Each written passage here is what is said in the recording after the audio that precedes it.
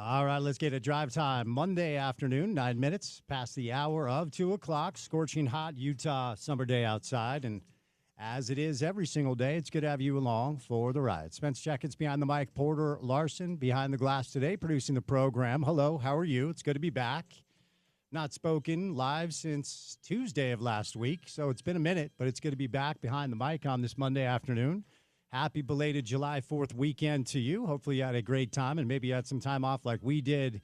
Our best of show on Thursday, and then we were off on Friday. But we are back today with a jam-packed Monday edition of the radio show. Big 12 Media Days tomorrow and Wednesday. So myself and Sean O'Connell will have you covered for about 6 hours per day with a bunch of different guests, Coach Witt, Kalani, players, administrators, Big 12 Commissioner Brett Yormark, and it'll be a little bit fluid as these things go, but we'll be down in Frisco, around Dallas, Texas, Jerry's World, to kind of, for the first time, introduce Utah football and Big 12 football as far as what this year will look like, and kind of the unofficial start to the college football calendar, even though we're still a few months away from actual games. But excited to be down there with Sean. Our guy Alonzo will be on site.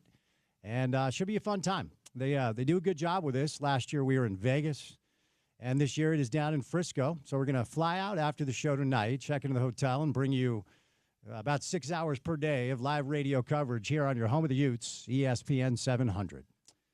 In the meantime, we'll, of course, talk about that on the show today. We'll preview what we're going to have going on tomorrow and Wednesday. Give you guys a little bit of a taste of what you can expect, as I'm sure a lot of you have been starving for Utah football, for college football, as we are wont to do around here, certainly this time of year during the dog days of summer. So excited for this. It's kind of the big introduction to college football that we do every year. Pac-12 Media Days for a number of different years, and now for the second straight season, it will be Big 12 Media Days, and myself and Sean O'Connell will have you covered. But a lot to do today before we launch into that tomorrow. The Utah Jazz have made another trade. We'll talk about that. John Collins is an LA Clipper. Last year, the walking line from the organization and the coaching staff was pups don't raise pups. Well, guess what? They will this year. So Austin Ains said they're not going to tank. They're not going to tank. They're just playing a bunch of babies. They're going to play a bunch of kids. We'll talk about this trade, what it means for the Jazz, what it means for John Collins. And we'll kind of look back at the Summer League debut of young Ace Bailey. VJ Edgecombe stole the show on Saturday night up at the John M. Huntsman Center. With 28 points, 10 rebounds, 4 assists, he becomes the fourth top 5 player to debut in a summer league with 28 and 10. Not a great debut for Ace Bailey, but of course, a lot of people talking about his hustle, his measurables. He's 18. Okay, we'll get into it.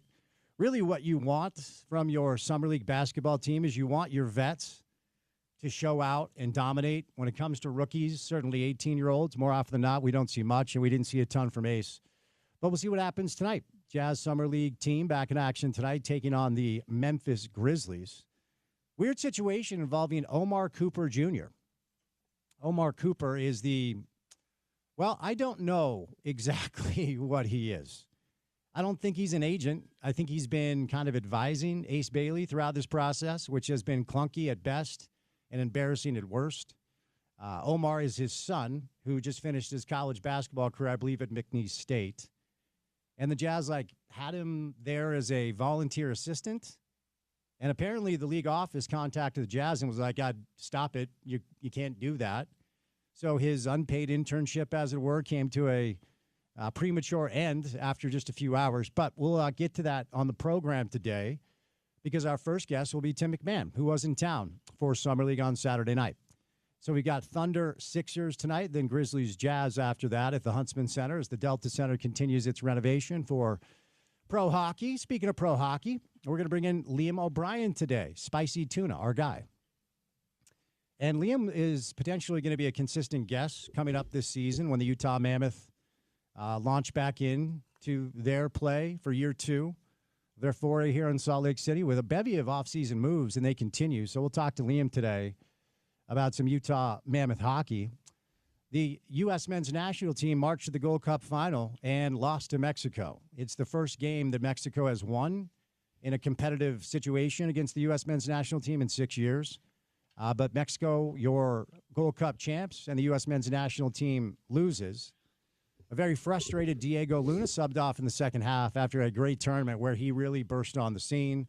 RSL picked up 3 points over the weekend. They're back in action this weekend, taking on Houston.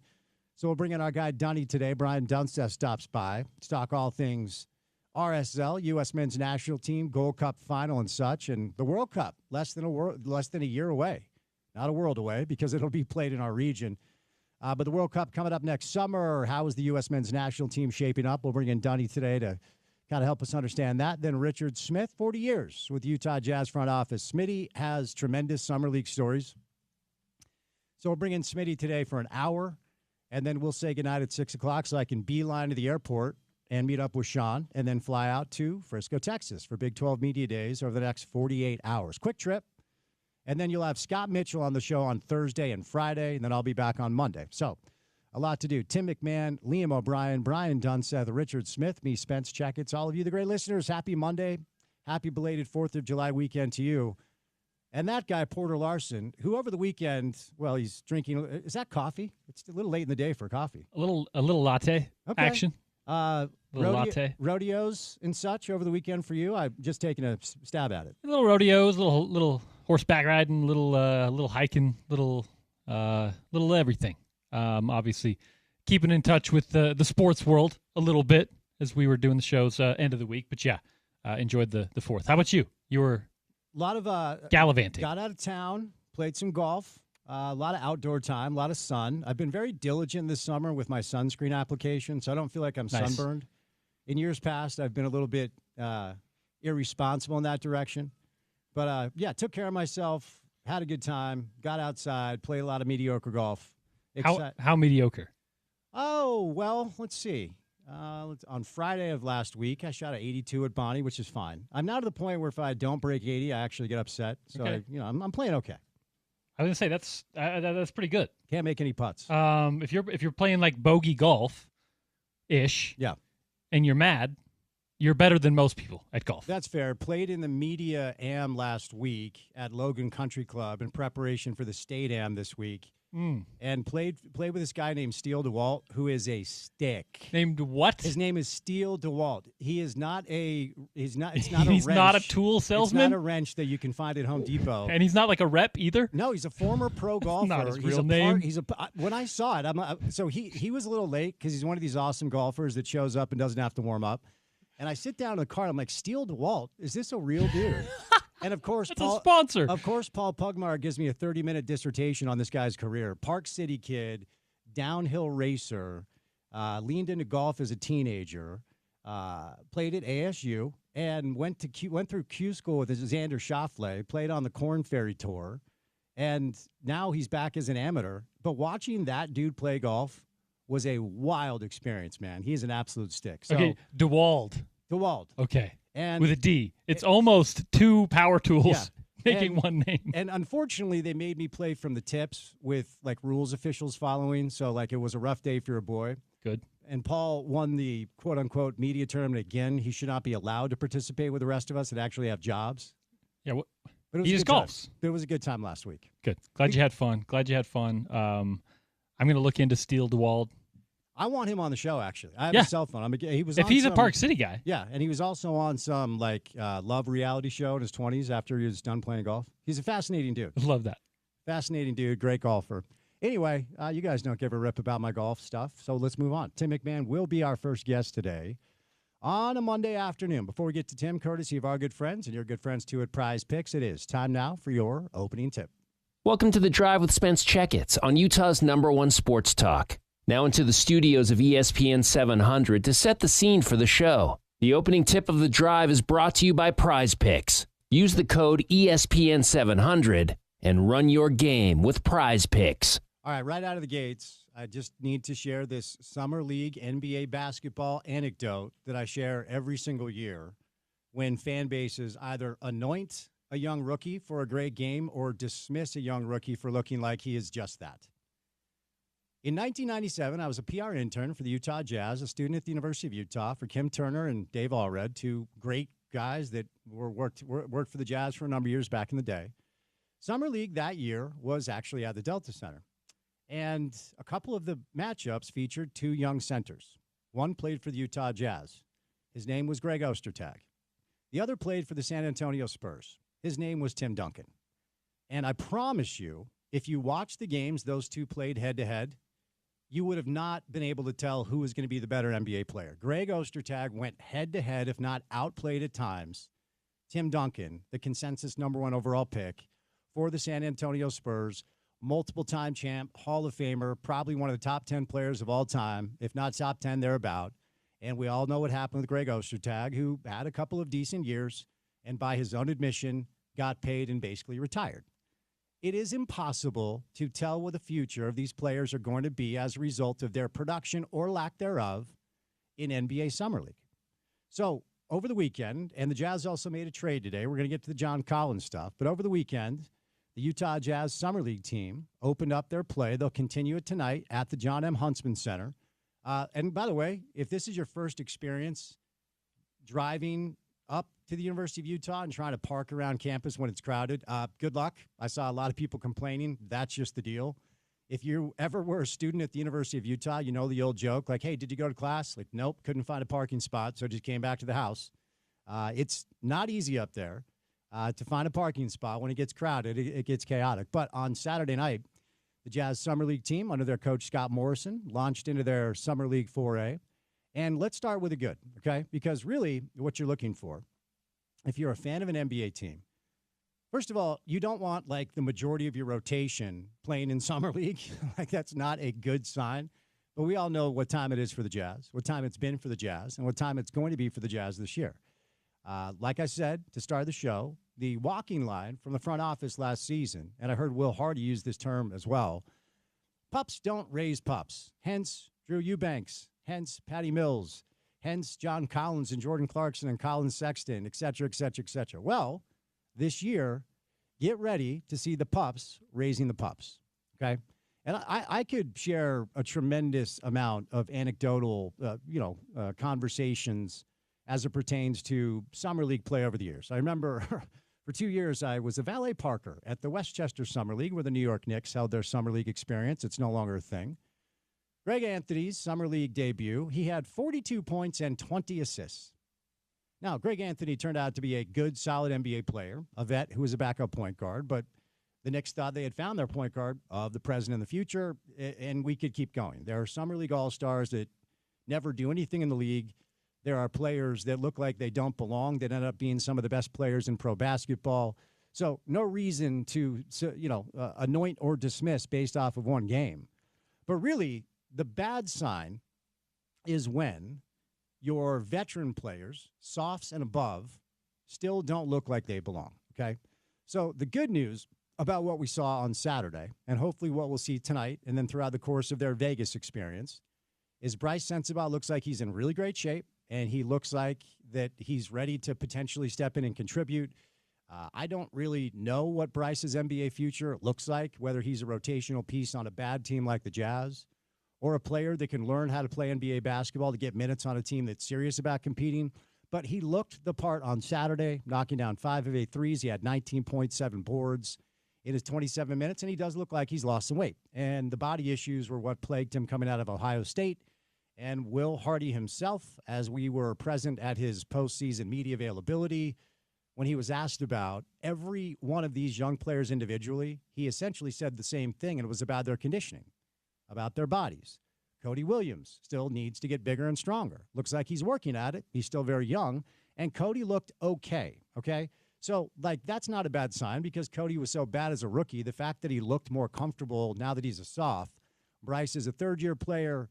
And then we move over to Kyle Filipowski, who I thought was the best player for the Jazz. 17 points in the second half, 8 of 11 from the floor, 22 points, 6 boards. He looked like the player that he should after a very solid rookie campaign for the Utah Jazz, okay?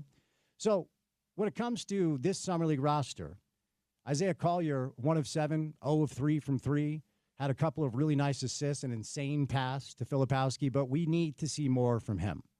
I liked in spurts what we saw from Walt Clayton Jr., who had 6 assists in only 25 minutes of play, knocked down a couple of threes as well. And then we move into the space of where we land right now with Ace Bailey.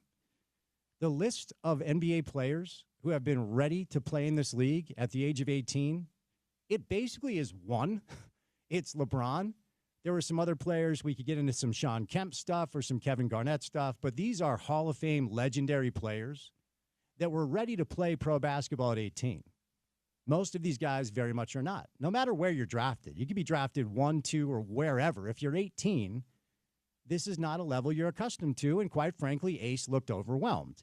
There were some moments, knocks down a corner three, had a great weak side block, had a couple of big-time boards down the stretch, but he was sat in crunch time, and he wasn't really involved in the flow offensively. I don't know if that's a matter of Filipowski, Collier, and Sensabaugh just being the vets and them knowing Cody, who has a year under his belt. I can't really speak to that. He just – and I saw some like, hey, they're freezing Ace out, and they weren't – that's a little bit dramatic. But he certainly wasn't involved, and he sat – for a number of minutes during crunch time. And by the way, so did Cody Williams. So every year when we do the Summer League stuff, I just see this massive overreaction from fan bases and media members that watch one Summer League game and try to make these grand conclusions. It's impossible to do that. So we'll see what happens tonight as the Summer League team is going to take on the Grizzlies. But we were expecting, at least, well, I'll say I was expecting John Collins to be moved and wondered what that market was going to be. And it turns out the market for John is essentially a second rounder, okay? So the Clippers, the Jazz, and the Heat agreed to a trade earlier that will send Norman Powell to Miami, John Collins to the Clippers, Kevin Love, Kyle Anderson, and a 2027 Clippers second-round pick to the Jazz, okay? So my guess is Kevin Love's going to be bought out. I think we're going to see Kevin Love in the way we saw Derrick Rose and Russell Westbrook. I don't think he ever wears a Jazz uniform. And, interesting anecdote, remember, after Dennis Lindsey left the Jazz, and he's now with the Pistons, and for a minute he was advising Nico Harrison and the Dallas Mavericks, Dennis went on a podcast and made some news saying that he had a trade done while he was here with the Jazz to add what he characterized as a veteran star player at the time to try to help put them over the top. Well, I can tell you that player was Kevin Love. The reason the trade didn't go through, and this is now 5 years ago, the reason the trade didn't go through is Kevin Love's agent called Dennis Lindsey and said, don't do it. He's not coming. He won't show up. Now, Kevin's now 36 years old. He's no longer the player he was in his late 20s, early 30s. But it was interesting to hear the news. Kevin does not have the leverage he did when he was an all-star caliber player in his late 20s, early 30s. Interesting to hear the news that Kevin Love was on his way to Utah, but I don't think that's going to last. Maybe Kyle Anderson is a player that rotationally you just can kind of use here or there, just like Yusuf Nurkic. He's not anything that moves the needle. So essentially what the Jazz got for this deal was some salary relief, a lot of salary relief, quite frankly, and a second-round pick. But what this does do, it continues this project that Austin Ainge has taken on now to essentially clear out the entire roster outside of Lowry to play young players exclusively, and we will all be sitting on our couches coming up next spring, watching ping pong balls bouncing around once again, and hoping this time Lady Luck shines on the Jazz. And maybe A.J. DeBonsa doesn't have to leave the state, and maybe the Jazz luck into, the Boozer kid or whatever. I mean, Darren Peterson is another name. You get to know the draft class next year the way you did this year, because the Jazz are going to be back where they were once again. And by the way, it is by design, and I understand the moves. All right, we'll catch our first break of the program today on a Monday afternoon. Tim McMahon was at Summer League, and I'm sure has some interesting takeaways, and we'll talk about the trade the Jazz made today as well. So we'll catch a break, and coming up on the other side, Tim McMahon from ESPN. Keep it right here on ESPN 700.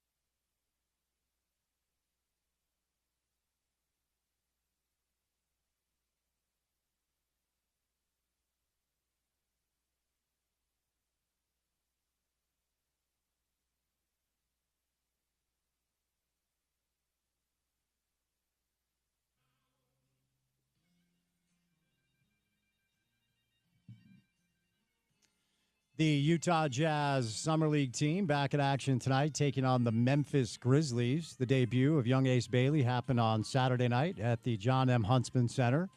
And the Jazz also made a trade today. Our next guest was in town.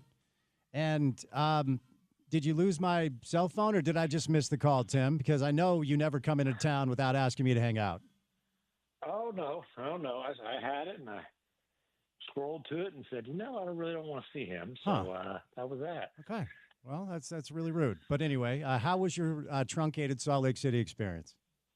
It was quick, in late on, what was that, Friday, and out very early on Sunday. So there wasn't a whole lot of hanging out, but it was good to see a couple Summer League games, see a lot of people at those games, chit-chat with a variety of folks, the Jazz and from some other organizations, and see Ace Bailey's debut in a Jazz uniform. Not that it was too spectacular of a show, but the good news is it was made, and he seems like he is just fine with being a member of the Utah Jazz. He's working hard, and then we'll see what that hard work produces. Wonder, because look, when it comes to Summer League production, and we will talk about the game, it's just like I was a PR intern in '97 and watched Greg Ostertag outplay Tim Duncan. This stuff oftentimes means nothing, right. But I wonder if you could maybe share some of the conversations, illuminate us a little bit as you spoke to people with Utah Jazz about what I perceive to be the noise surrounding whether or not Ace originally wanted to be here or his reps or whatever it was. Like, can you shed some light on what people in the organization have to say about how the process has been so far?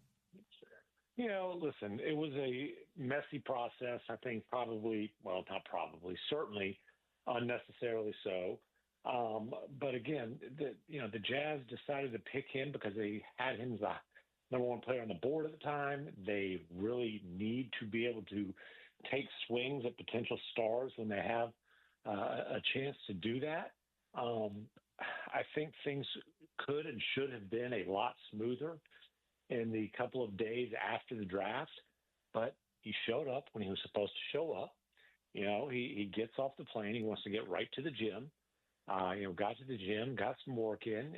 Everything I've heard about his approach since he's been there has been positive. The kid's working hard. So I think since he's gotten there, they've been pleased with, his approach, with what they've seen from him, with his attitude. I think that this is an 18-year-old kid who the good news is he will listen. And he will listen, and he will, he will do what the adults in his life think is the right thing for him to do. And then we can get into who those adults are and what some of that advice has been not great. But I think the good news here is he's going to be a coachable kid. So, and that leads us to the debut. And again, and I'm sure you have so many Summer League anecdotes about this player who was awesome and didn't turn out to be much in the league, or this player who struggled and turned out to be incredible in the NBA. So I'm not making too much, nor would I ever, about what you saw from Ace. But through your own prism, what were your takeaways? And then in talking to people, how do you think the organization feels like he is holding up so far? I mean, listen, I'm not going to sit here and act like it was some kind of jaw-dropping debut. I am going to caution against overreacting to a rough shooting night in a Summer League opener. I'll remind you of the much-anticipated Victor Wembanyama Vegas Summer League opener when I forgot what his exact shooting line was, but it was worse than 3 of 13. I think that guy's turned out to be a pretty good player for the San Antonio Spurs, but honestly, the thing that I was getting, I talked to Will Hardy for a little bit, and Will, the first thing he pointed out was, look, you see the length, you see the athleticism, you see his willingness to rebound and rebound in traffic, you see his ability to close big distances defensively, then, the fact that he's eager to do that kind of work. And his thing was that stuff isn't talked about enough.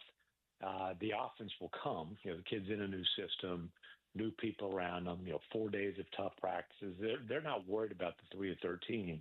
They like the rest of the stuff that they saw. Now, it was interesting. He was benched, or, you you could say he was on the bench, whether you want to say benched or not, for the vast majority of crunch time. And I'm sitting there watching him because, obviously there's a lot of people who are there to see him, and he's hyped, and he was supposed to be a top 3 pick, and DJ Edge comes out there on the other side, getting 27 shots up and playing all those clutch minutes for the 76ers with the ball in his hands. I'm watching him like, is he going to pout? He was standing up, cheering for his teammates, engaged in the game, and they put him in for the last defensive possession, and he grabbed the biggest rebound of the game in traffic. So little things like that I saw to be, encouraging signs. I don't like. I think he's going to score some points as a rookie. I don't think it's going to be very efficient. I think there's going to be a lot of work to do there, but that's fine. They're hoping 3, 4, 5, 6, 8 years from now, he can be a primary scorer on a good team, and there's a lot of time to grow and develop from now till then. I mean, look, obviously around here we're very intrigued about Ace and these young players, but VJ Edgecombe, my goodness. I mean, I think it was easy to see that athletically he'd belong, but I don't know that and again, we're going to caution everybody. This is one summer league game, but pretty impressive. You were courtside. What were your takeaways watching Edgecombe?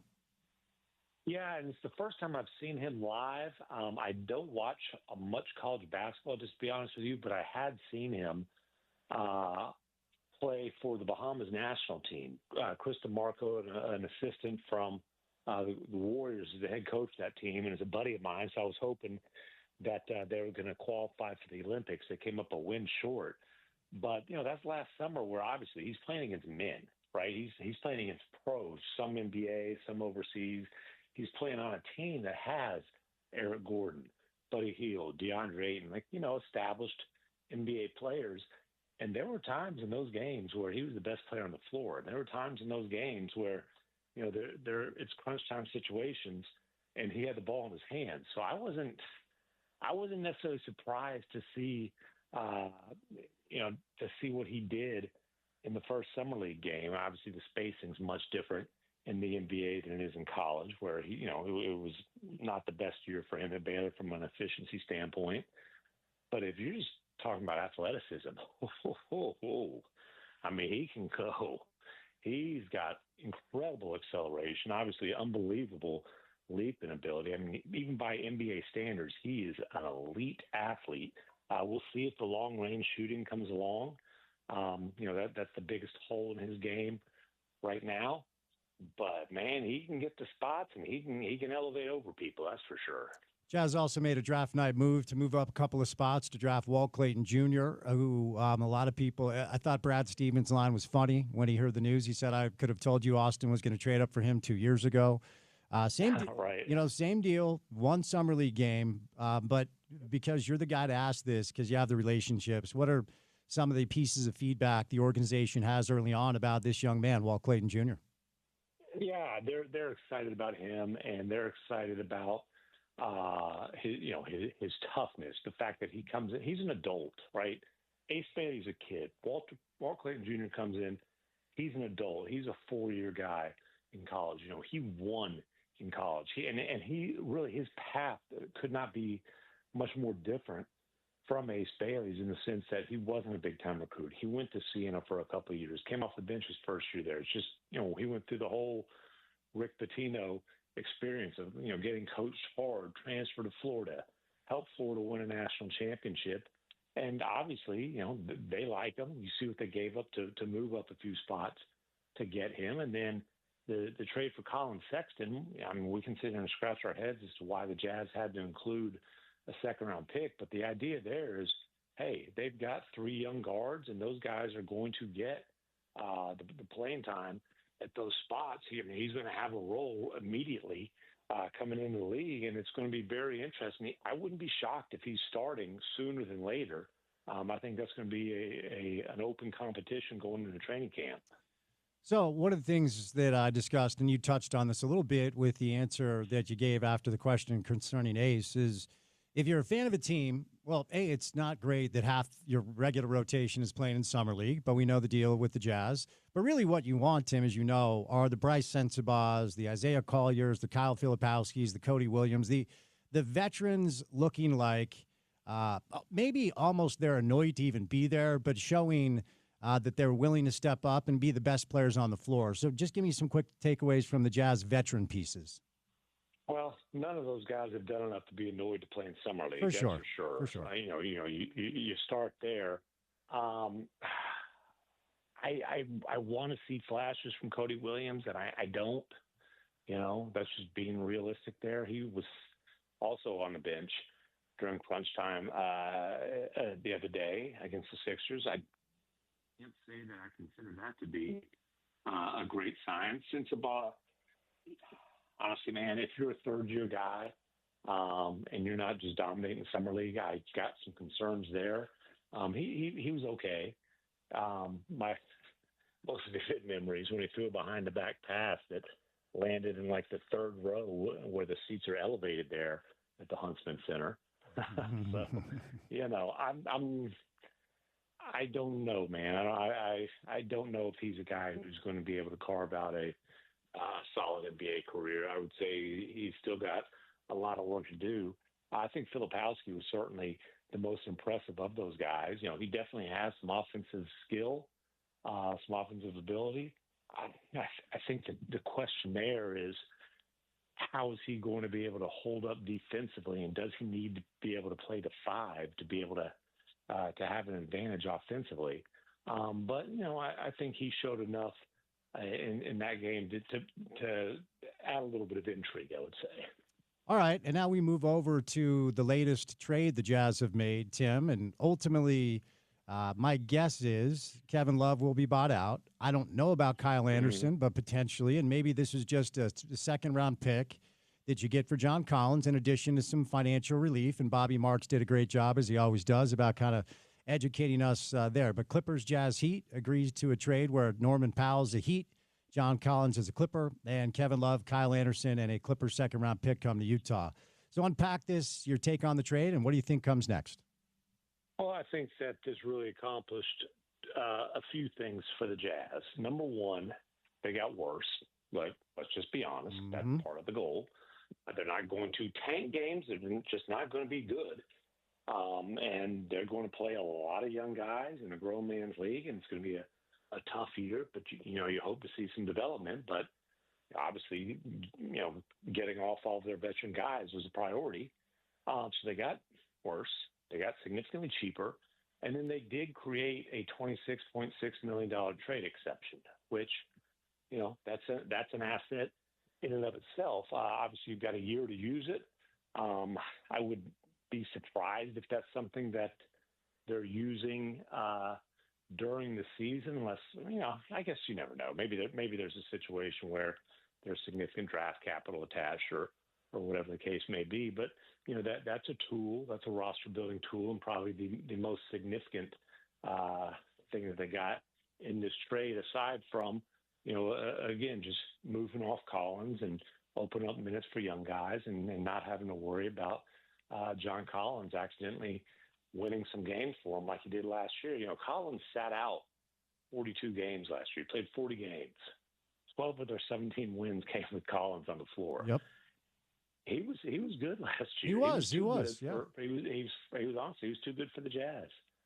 And I think he's a nice little piece for the Clippers. I anticipate they'll play him a lot with Lopez in their second unit, and he gives them he can be a lob guy. He can be a pick and roll lob guy while Lopez spaces, and Lopez obviously can cover up some of Collins' deficiency on the defensive end. So I think it's a nice move for the Clippers, given that it was pretty clear they came to the conclusion that they were going to move off of Norm Collins instead of committing to him long term.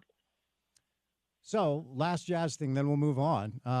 Tim, as you know, last year the walking line from the front office and Will Hardy himself, they used this moniker over and over, pups can't raise pups. And that's why they bring in Patty Mills, and that's why they bring in Drew Eubanks, and they keep Colin Sexton, Jordan Clarkson, and obviously John Collins. Well, pups are very much raising pups now. So, big picture, now that the dust has settled, what do you think this season will look like for Jazz fans here in Salt Lake? Well, and we'll see if Kyle Anderson's on the roster. He's definitely a had some real significant experience in the league and is a vocal guy. And, I don't know how thrilled he would be to be in that situation. I do think he'd be a good influence on the younger guys on the roster. But, I mean, hey, we all understand, this is not going to be a really fun year for Jazz fans. They need to have another swing high in the lottery next year, especially with that pick being top 8 protected, that they owe Oklahoma City. And I think this year, they're not going to have to try to lose games. Look at the Western Conference. It's loaded. It's going to be a tough year. But I think so that stuff will take care of itself. And then you're just looking for growth and development and trying to figure out which of these guys are worth continuing to invest in and which of these guys, are you going to move on from sooner than later. I actually had one more thing for you, Tim, because you're the one that reported this. Our buddy Andy Larson followed up on it. And I don't know what Omar Cooper is. I don't know that he's an agent. I don't know if he's a friend. I don't know if he's an advisor. But according to what you were able to uncover, his son, Omar Cooper Jr., was hired to be a guest coach, something that I didn't even know was a thing. And someone at the league office raised some concerns. And so this young man was asked to find something else to do with his time. Am I understanding this correctly? Hired is not the word I would use because it was an unpaid position.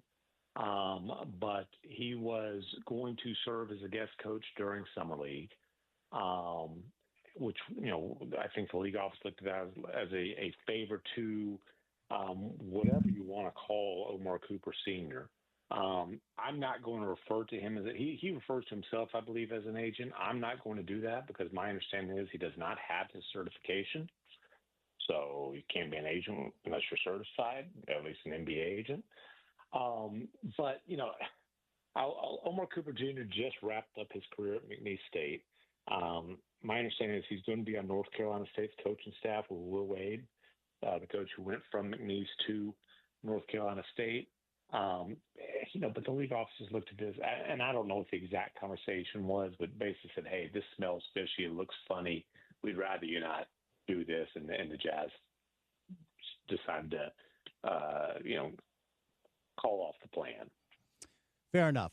All right, big picture style as we, look, it's still only July. Plenty of movement could happen. I don't think Donovan was traded until September or something, maybe late August. So I'm not saying it's done. But it feels like most of the major moves have been completed. So the landscape of the Western Conference, Tim, and we'll end on this before I set you loose, it still clearly is Oklahoma City, but a lot of teams are going to be a lot better. I think Dallas is intriguing. Denver, I could keep going, but who do you think really has improved and can at least exist in the space where Oklahoma City clearly still is the team that's going to be expected to dominate once again? I don't think there's any question that the Rockets are the team that's really – in terms of contenders, has improved the most this offseason. And then they had a glaring void for a go-to guy. They're bringing in Kevin Durant, who at his age is still one of the best scorers in the league. They bring in Dorian Finney-Smith to kind of replace Dillon Brooks as a, tough, better three, not quite as good D guy. Capella just to beef up their center rotation. They want to play dual bigs a lot. They're big, they're tough.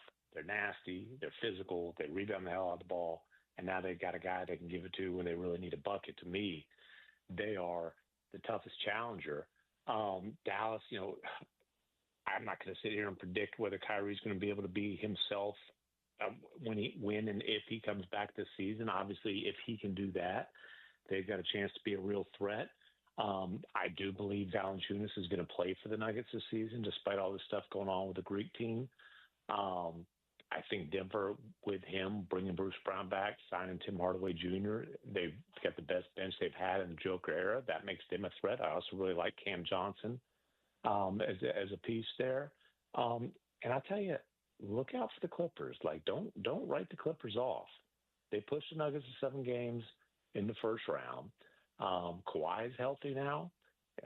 James Harden proved that he can still be a driving force in winning last year. I kind of the way the wind is blowing, I think Bradley Beal ends up there after his buyout. That's not a done deal, but that would be my best guess at this point, and if he's a fourth option on a bargain deal bucket getter, third, fourth option, he's a pretty good player. They're bringing in Brook Lopez, like a good defense got better with him backing up Zubats. I think the Clippers are quietly. I think the Clippers are one of the teams that needs to be considered as a real challenger to OKC. Let me take advantage of this real quick and ask you what you're hearing that the future may hold for one of our local legends, Dame Lillard. A lot of conversations. Apparently, he's going to rehab home in Portland, but are you hearing, is he interested in going home? Or are we talking Warriors, talking Lakers? What do you think the future holds for Dame? What I anticipate happening there is that he's going to rehab at home for a while, and then, we'll see if he feels like he can come back this season. If he does, he needs to sign by March 1st for a team. There will be a lot of interest in him. Obviously, we're talking about at the minimum at that point, but he's got $113 million guaranteed coming from the Bucks over the next couple of years. He can play for the minimum, and if it's one of those situations, my guess it would probably be a 1+1 type of deal, probably the team option, and he can sit there and choose what interested contender he thinks he's the best fit for. But hey, I could certainly imagine him saying, hey, I think I can come back this season and hopefully give you 15, 20 minutes a game off the bench come playoff time in a high scoring instant offense, 6-man type of role. I could see that happening for a variety of teams. It'd be pretty cool though if it was in the Bay Area. If he was coming off the bench behind Steph for his hometown team, that's something I could definitely see happen. And by the way, one of the bigger dominoes that hasn't fallen yet. I'm not sure why, but I think Al Horford ends up with the Warriors, and if he does, that's a pretty significant addition for Golden State. For sure. Well, Tim, thank you for the time. Next time you're here, I'll make sure I keep my phone close if you decide you want to hang out, buddy. But thanks for the time. Have a great week. Okay. I was there for 40 hours. Don't get your feelings hurt. I'm messing with you. Thanks, also, dude. Yeah. You know what? Hey, do they credential your radio station for things like Summer League? They do if we fill out an application. Oh. They do if we fill out an application. Okay. So we're still allowed around if we follow the process. So you could have come to see me where I was. Well played, sir. Just clarifying. Well played, Tim. Thanks, buddy. All right, we'll see you, bud. All right, the great Tim McMahon covers the NBA for ESPN, was in town for the Summer League debut of Ace Bailey, which didn't go great, but it's no reason to panic. We'll catch a quick break. We're going to switch gears. Friend of the show now, Liam O'Brien, Spicy Tuna, little Utah Mammoth hockey coming up on the other side. We also have Brian Dunseth stopping by today. The U.S. men's national team marched to the final of the Gold Cup, and they lost to Mexico 2-1. A frustrated Diego Luna had to exit stage left as he was subbed out. RSL gets 3 over the weekend. We'll see if they can do it again against Houston. And then we're going to bring in Richard Smith, an hour in studio, some fun Summer League anecdotes, some NBA conversation. Don't forget, tomorrow we are at Media Day, Big 12 Football Media Day, Frisco, Texas. Myself and Sean O'Connell, we're going to have 6 hours of radio coverage for you, both tomorrow and Wednesday. And then you'll have Scott Mitchell in studio Thursday, Friday. I'll be back on Monday. So a busy Monday show today. It's good to have you along for the ride right here on ESPN 700, 92.1 FM. We are proud to be part of Utah's ESPN Radio Network.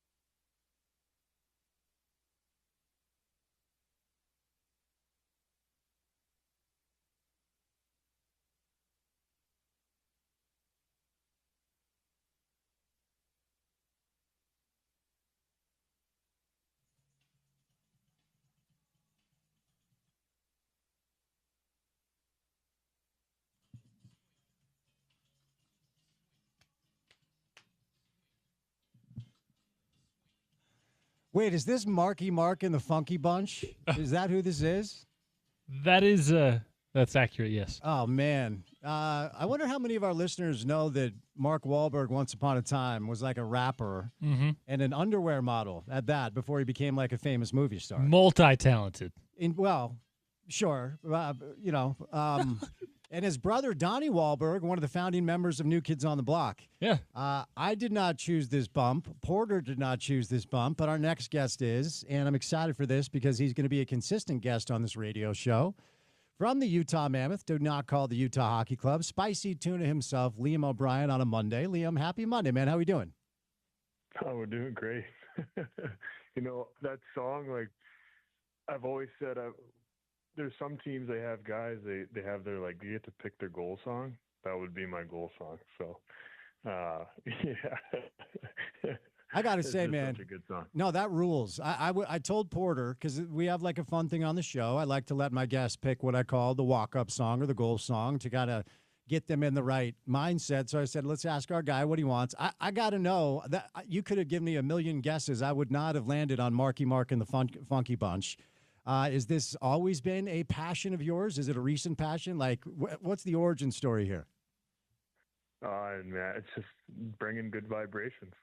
Okay. All right. Fair enough. Bringing good vibrations. Well, and that's it's just a song I listened to a lot when I was playing junior. So okay.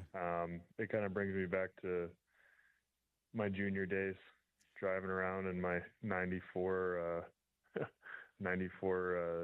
Chevy or whatever it was. Oh, yes. That I was driving, piece of junk, but it just brings me back to those days.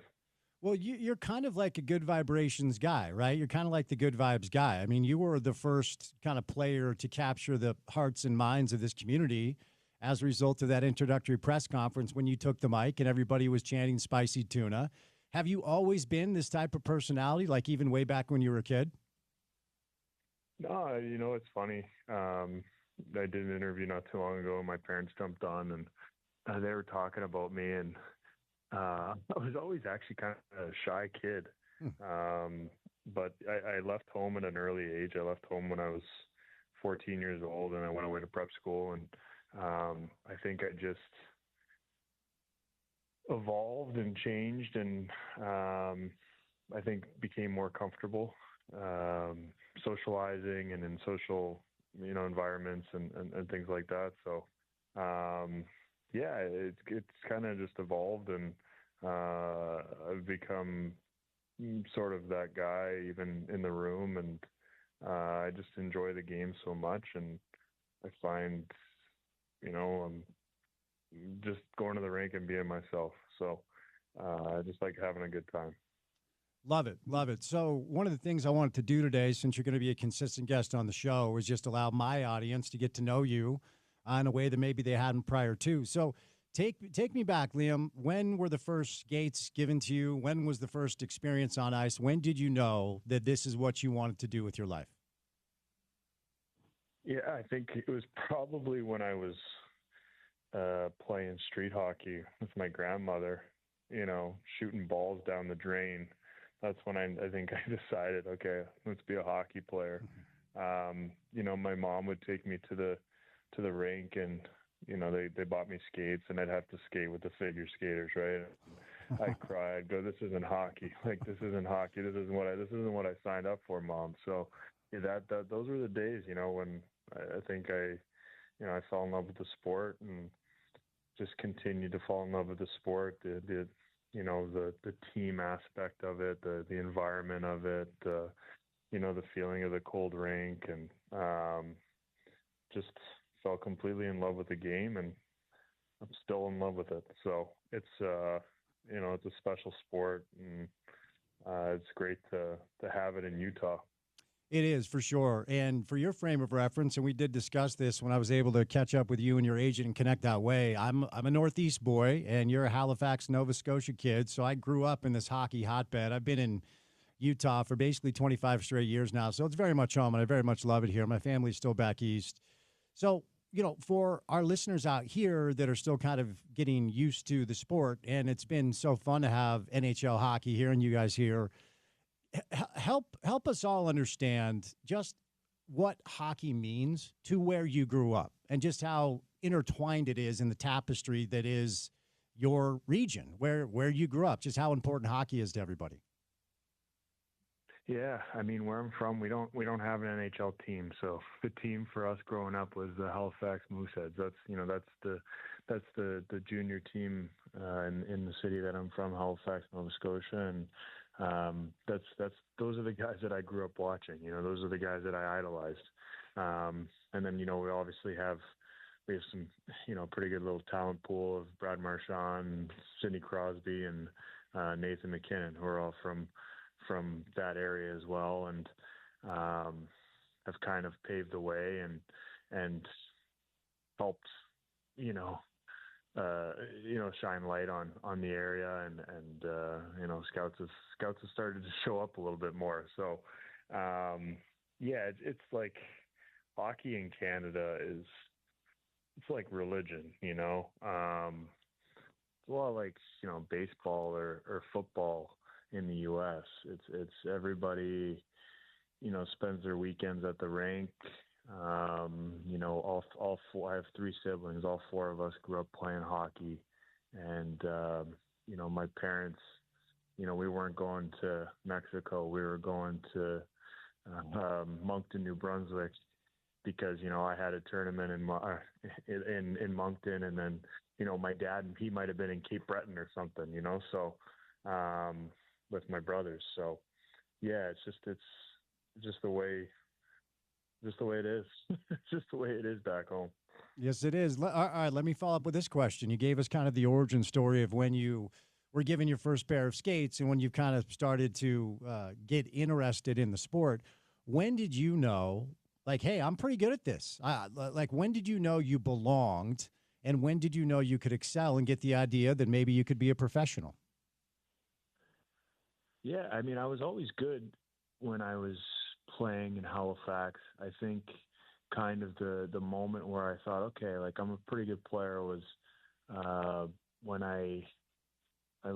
we left Halifax. We moved to Toronto for a few years. My dad got a job in Toronto, and Toronto's, big city, big minor hockey league, the GTHL. And I was able to go there and try out for a team. And then I tried out for the team, and I did really well. I played really well, and I think that's kind of the moment where I was like, oh wow, okay, I am actually pretty good, and let's keep pushing. Let's keep pushing, and let's keep chasing this dream. Did you have a hockey hero? Did you have a hockey idol? Excuse me. Did you have a player you looked up to and wanted to emulate when you were a youngster going through the ranks? Yeah, my favorite player, I used to wear number 61. My favorite player growing up was Rick Nash.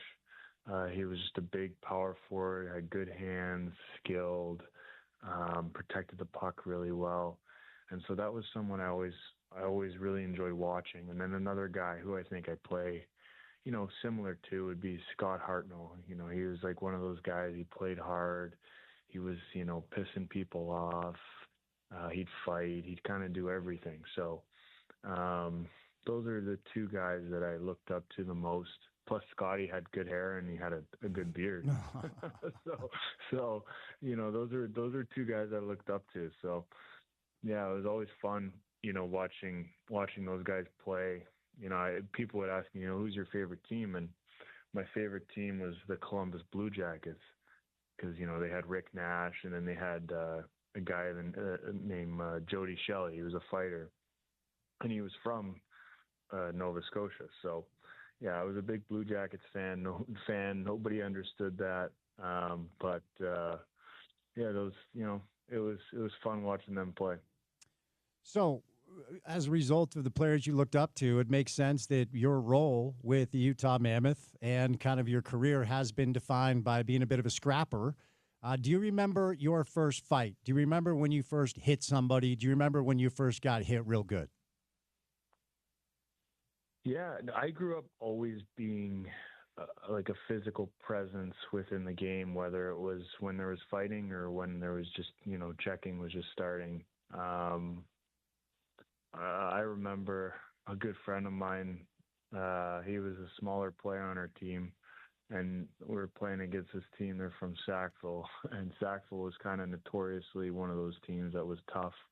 The kids that come from that area they're just bred pretty tough, and they had this big kid that would run around, and I remember, I was a year younger than him, but I was like, you know what, I'm going to take a couple healthy runs at this guy tonight, because I know he's going to try to hurt my teammates. So, yeah, I remember that really well. I would say my first fight was when I was 16. I was in preseason. It was, I remember I didn't grab the jersey. I fought this guy. He kind of had long hair like me, and I ended up screwing up, and I ended up having a hold of his hair, and I was kind of just pulling him with his hair and punching him. I didn't really know what I was doing, to be honest. I probably wasn't ready to fight, but I got it out of the way, and my teammates gave me the taps, and they were proud of me, and it felt good. As a 16-year-old kid, you're playing with 18, 19, 20-year-old guys. You want to earn their respect, and it felt good to kind of earn their respect in that moment. So, Liam, you're a big guy, but you're not like Bob Probert big. Do you ever feel like there's like Ty Domi wasn't a big dude, so you don't have to be like 6'3", 6'4", or whatever. Do you ever feel intimidated when you look across the way and another enforcer who might have some size on you is dropping the gloves because he knows you're the guy that's ready to throw? I mean, what are the thoughts that go through you in that moment? Yeah, I'd be lying if I said, I never have any fear, but most of the time, like, I think I've done it so many times now that there's nobody in the league that really scares me. I don't really care how big you are. I'm more than willing to fight you. When I fight, I'm normally the smaller guy in the fight. Most of the time, there's maybe the odd fight where I'm bigger than the guy that I'm fighting, but it's very rare. Just because I'm not tall, I'm strong physically, but I'm not like a tall guy. I'm not going to have that length advantage. So, I have to fight a certain way, a certain style. Sometimes I have to take a punch to give a punch, and I'm more than willing to do that. But yeah, I'd be lying if there isn't fear sometimes. There's obviously fear, but I think as I get older and the more I do it, it definitely gets easier, I'd say. So you've referenced your mother a couple of times, and I'm a self-proclaimed, unshamed mama's boy myself. Do you get a call from mom after watching a game where you squared up with somebody that might be a little bit? I mean, how does it land with mom that you're always scrapping with these other guys? Well, when I first started fighting a lot, because in junior I didn't fight too much. I'd fight, but I didn't fight too much. But when I started fighting a lot, my mom, she'd be throwing plates in the kitchen. She doesn't love it, right? I don't think any mother loves to watch her son in a fight. But it's the same thing with my wife. They're used to it, and they support me. They know that I know what I'm doing, and I know how to protect myself, and they understand that it's my job, and I take it seriously, and I put work into it, and whether it's working with MMA coaches or just working on things on the ice, on skates, I put time into it. It's a skill, and it's something that I continue to grow in my game, and I continue to work at. So you referenced your wife, and you guys welcomed your first child recently. Did I read that as well, Liam? Yeah. Her name's Leilani, and she's one and a bit. She's what, 13 months? Yeah, 13 months. And it's been the best thing ever. I don't think, obviously, playing hockey it's a love, but she's just, it's a different kind of love, and it's been so much fun having her around the rink, at games and warm-ups. even just wearing the little jersey. Yeah, it's just been such a good experience, and Utah is such a great place to raise a family, and so we're loving it. How did you meet your bride? Is it Adela? Is that your wife's name? Yeah, so my wife, she's from the Czech Republic. So Oh, cool. I had a teammate I played with, and we were in the minors, and he invited me over to Czech to see, because I'd never been there. He invited me to Prague, so I went over to Prague, and we were just at dinner, and this group of girls that was friends with his girlfriend at the time walked by, and they stopped to talk. And anyways, I was like, hey, tell those girls to come hang out later. Not a guy. So they came and hung out later, and next thing you know, I met my wife. So yeah, just I definitely wasn't thinking I was going to meet my wife on that trip, but I did, and she's my biggest fan, my biggest supporter, and I don't think I'd be where I am without her. Definitely not. So, yeah, I was lucky to be in the right spot at the right time. Put it that way. That's awesome. And I love the courage, okay? As I always tell my friends, the worst thing you can hear is no. So just at least go out and try to talk and try to approach and see what happens there. But look, I don't know you personally. I hope to, meet you in person and maybe have you in studio at some point. But I will tell you that one of my best friends from high school, a guy named Eric Lind, was not Lindros, not that famous, but he was drafted by the Penguins and spent a number of years in the minors. And as he made his way through his hockey journey, he would oftentimes invite us out with his hockey teammates. And you got to be careful if you're going to go out with hockey players, okay? Like, some of you guys can really get after it. So I wonder if there's anything here at all, like meeting Adela and having Lalani, has it changed your approach off the ice? Are you a little bit more careful about going to the clubs or the bars or whatever? Has it kind of colored your perspective on how you just kind of live, if that makes sense? Yeah, for sure. I think where I come from in Halifax, there's a big drinking culture, and I'm from the Maritimes, and when you're from the Maritimes, it comes with a bit of a reputation. But the game is so fast now. It's completely changed, and guys are much more disciplined, and I think, you hear a lot of these stories about the guys back in the day and the partying and everything like that. It's not what it was then. There's not even what it was maybe even 10 years ago.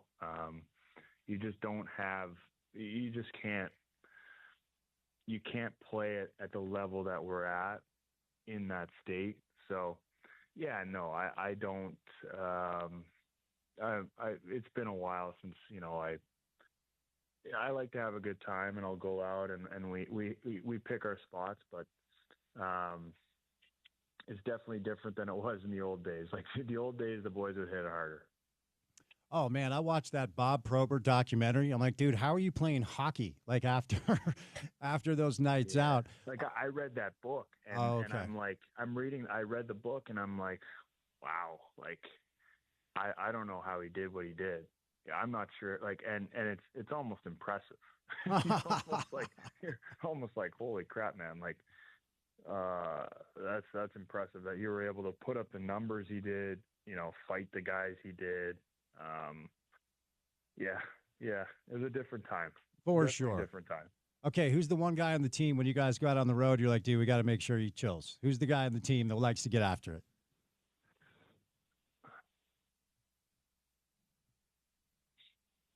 I don't know. We don't really have many guys. I mean, we have such a young team. All the guys are pretty good that way. They're all like dialed in. Good.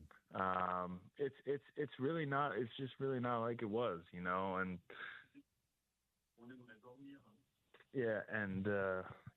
so yeah. Okay.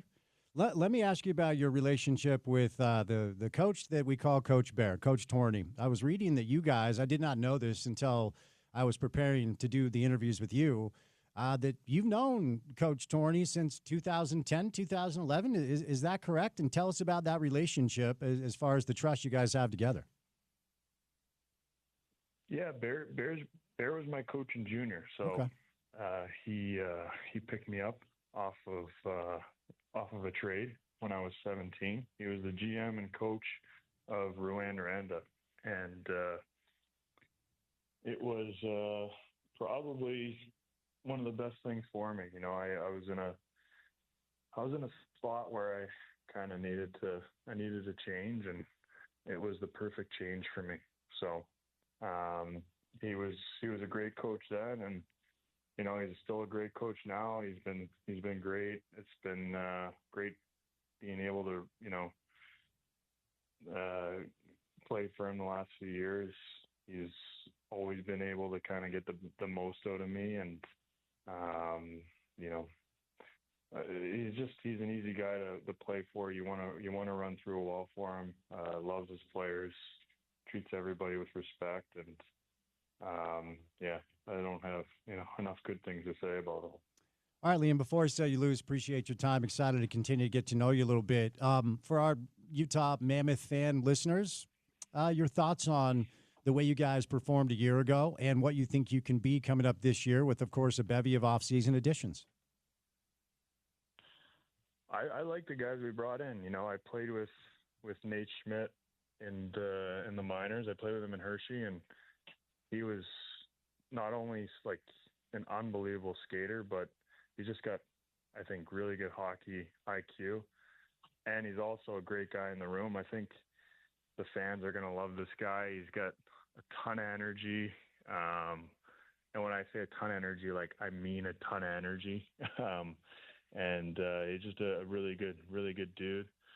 And then Tanev, he's got a really good motor, plays hard, hits hard, kills penalties, blocks shots, kind of does a lot of the dirty work.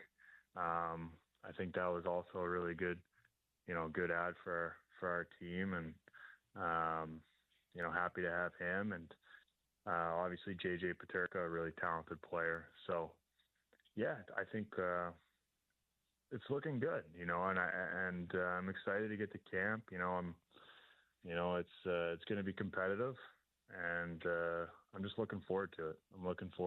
And you know, I want to win. So I think we got the team to do it. Any exciting off-season trips before camp gets going, taking some downtime at all? Yeah. So me and my wife, well, obviously she's from Czech, so I've been spending half the summer in Czech and then half the summer back home in Halifax. So, you know, we went to Greece recently, and with our little one and her parents and just the family, and it was nice. You know, the food there is great, and we got to, you know, be on the beach, and she really enjoyed it. I got two little nephews, and so she got to hang out with them, and they love each other so much. So it was a lot of fun. It was a lot of fun. Good stuff, man. Well, thanks so much for the time. Really excited to be able to get you on consistently as the season gets rolling. Enjoy the rest of the off season. Most importantly, stay safe and stay healthy. So be good. Thank you, sir. Thanks, Spencer. Appreciate it. All right, Liam O'Brien, better known as Spicy Tuna, became kind of like this massive celebrity around here after the introductory press conference when he took the mic and really juiced the audience up. He is going to be a consistent guest of ours as the Utah Mammoth season will get going here in a few months with camp. Really excited for next year after what everyone perceives to be a really solid offseason from Bill Armstrong, the general manager, and his staff. I want to remind you guys that Adam Sandler is coming to the Delta Center on October the 26th. Tickets are on sale now. Text Billy to 33986. That's Billy to 33986 for your chance to win. All right, we'll switch gears. The U.S. men's national team lost in the Gold Cup final over the weekend. RSL picked up 3 points. The World Cup is 1 year away, less than actually. RSL back in action this weekend, so our friend Brian Dunseth joins us coming up on the other side of a Monday edition of The Drive right here on ESPN 700.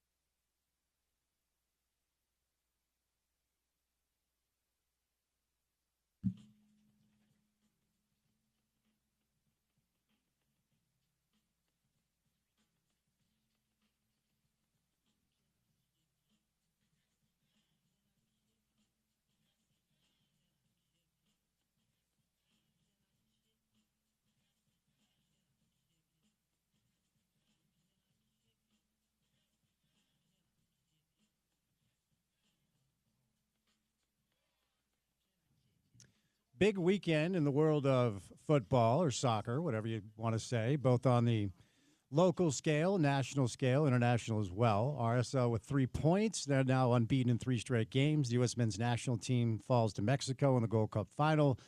Nobody better than our next guest to walk us through all of it. Brian Dunseth, the legend himself, Monday afternoon. Donnie, happy Monday, man. How we doing? Out in the beautiful state, the great state of New Jersey, staring out the window, the skyline over the Hudson to New York City, and getting ready for tomorrow's semifinal for the Club World Cup between Fluminense and Chelsea. Wow, very nice.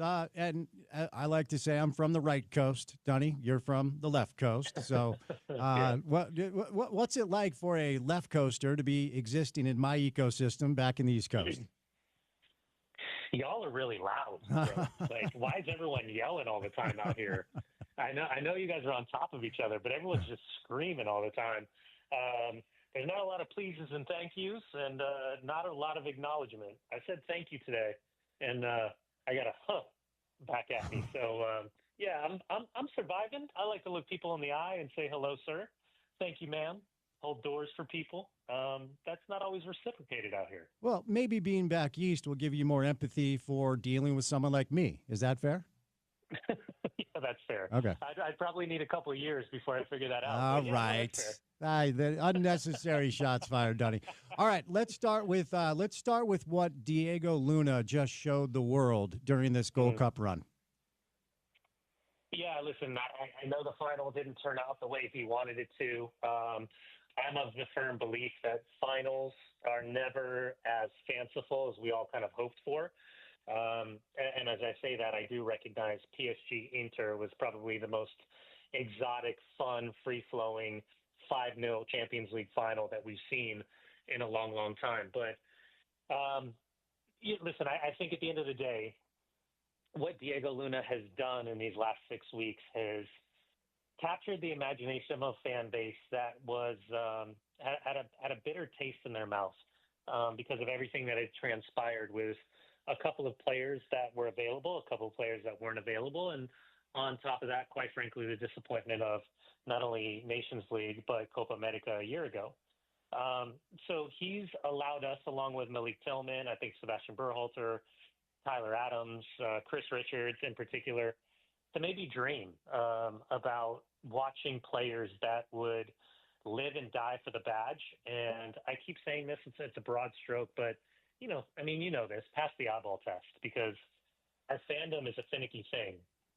And at a bare minimum, all we want is to see the players theoretically, quote unquote, want it as much as we do as fans when we support, the psychotic, psychopathic sports teams that we believe, engulf and maintain the DNA of what we want to see. So I think overall, a really high, huge net positive. Even though I think if Diego was honest, it was probably not the performance he was planning on having against Mexico in the final. So from a broader perspective, and I was stunned to hear that this was the first win Mexico had over the U.S. in a competitive situation in 6 years. I was surprised to have I've learned that. It honestly, Donnie, felt like an earned result. I thought Mexico was the better side. Actually, let me just ask you about that before we expand it to 30,000 feet to maybe get a little bit of a preview of what's next for this team. What was your take on the run that they had to the final and your take on watching Mexico lift the Gold Cup? Yeah, the run was expected. I guess I am of the very few that always saw this Gold Cup as nothing more than an opportunity to bleed some players that were less experienced and start thinking about next summer, not for starters per se, but for the roster and impact players coming off the bench. I would gently remind everybody, and I said this today on CNN International when I was talking to Coy, that this is a Mexico team that's quite honestly, this starting 11 we saw last night could be the same starting 11 at the World Cup 12 months from now. Javier Aguirre has done a phenomenal job with his group of players. He brought back Rafa Marquez, one of the iconic DNA players of the recent Mexico success, who's our age. and ultimately, I think deserved to win. That being said, again, I think there were some net positives, but that's only if you're willing to look past the result and think about what this tournament really meant to a highly outside of Tyler Adams and Chris Richards, a highly inexperienced group of players that for Mauricio Pochettino finally got his hands on for the better part of the last 6 weeks, unlike anything that he ever had previous, because a domestic manager from, Espanyol, Southampton, Spurs, PSG, Chelsea, they're used to having their boots in the ground and working with their players every single day. And if a player doesn't fit the system, they move the player out and they bring a player in. That's not the case with the U.S. men's national team. With the U.S. men's national team, the international window, you get players for the better part of maybe 2 training sessions before the first game because it's travel and recovery. And then it's a short turnaround time until the next game. So this was Mauricio Pochettino in the first calendar year of him being head coach was the first time that he actually had the chance to work with a group of players. Unfortunately, it wasn't the first team, and it never was going to be the first team, despite the failure of Copa America and the Nations League. So as we look ahead to a World Cup that will be played in our region, where a lot of people who support and love the sport of football or soccer are hoping that it provides a bump, and I know that's a narrative that was around in the 90s, but the World Cup here in the 90s led to the implementation of Major League Soccer. I want you to walk us through this process, Dunny. What comes next between now and the World Cup, which is less than a year from now? And then tied into your answer, help us understand where you think Diego now exists in this ecosystem. So what comes next is there's international friendlies in September, October, November, which I'll be a part of on TNT and Turner. The South Korea game will be in New Jersey. I believe it's like September 6th, somewhere in that region. Followed up by a couple days later in Columbus, Ohio against Japan. I believe it's September 9th. And then you'll have another international window in October and another international window in November before heading into 2026. The runway is, 10 or so games. I mean, there's not a lot of games remaining. And that's why Copa America 2 summers ago was really, really important. That's why Nations League was really, really important.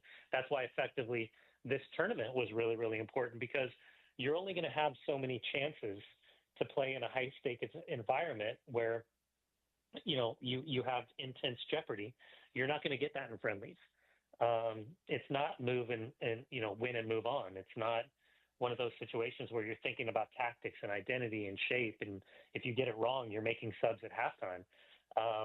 If you've given up a penalty, and given up a red card for Dogzo, for example, you're still, there's no jeopardy to miss out for a quarterfinal against Germany at the World Cup, right? So these are all international friendlies because there's no World Cup qualifying, because the United States, Mexico, and Canada are hosting, which means that bigger picture, there's real difficulty with truly grasping how far along this group is. Now, that being said, Spence, I can remember coming on the show after, I believe it was Saudi Arabia and South Korea and the final 2 friendlies heading into Qatar and the World Cup, and saying to you, I'm very, very, very concerned about this group.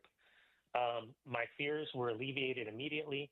Tim Ream came in, Jedi Robinson, Christian Pulisic, Tyler Adams, Wes McKinney, Timmy Weah.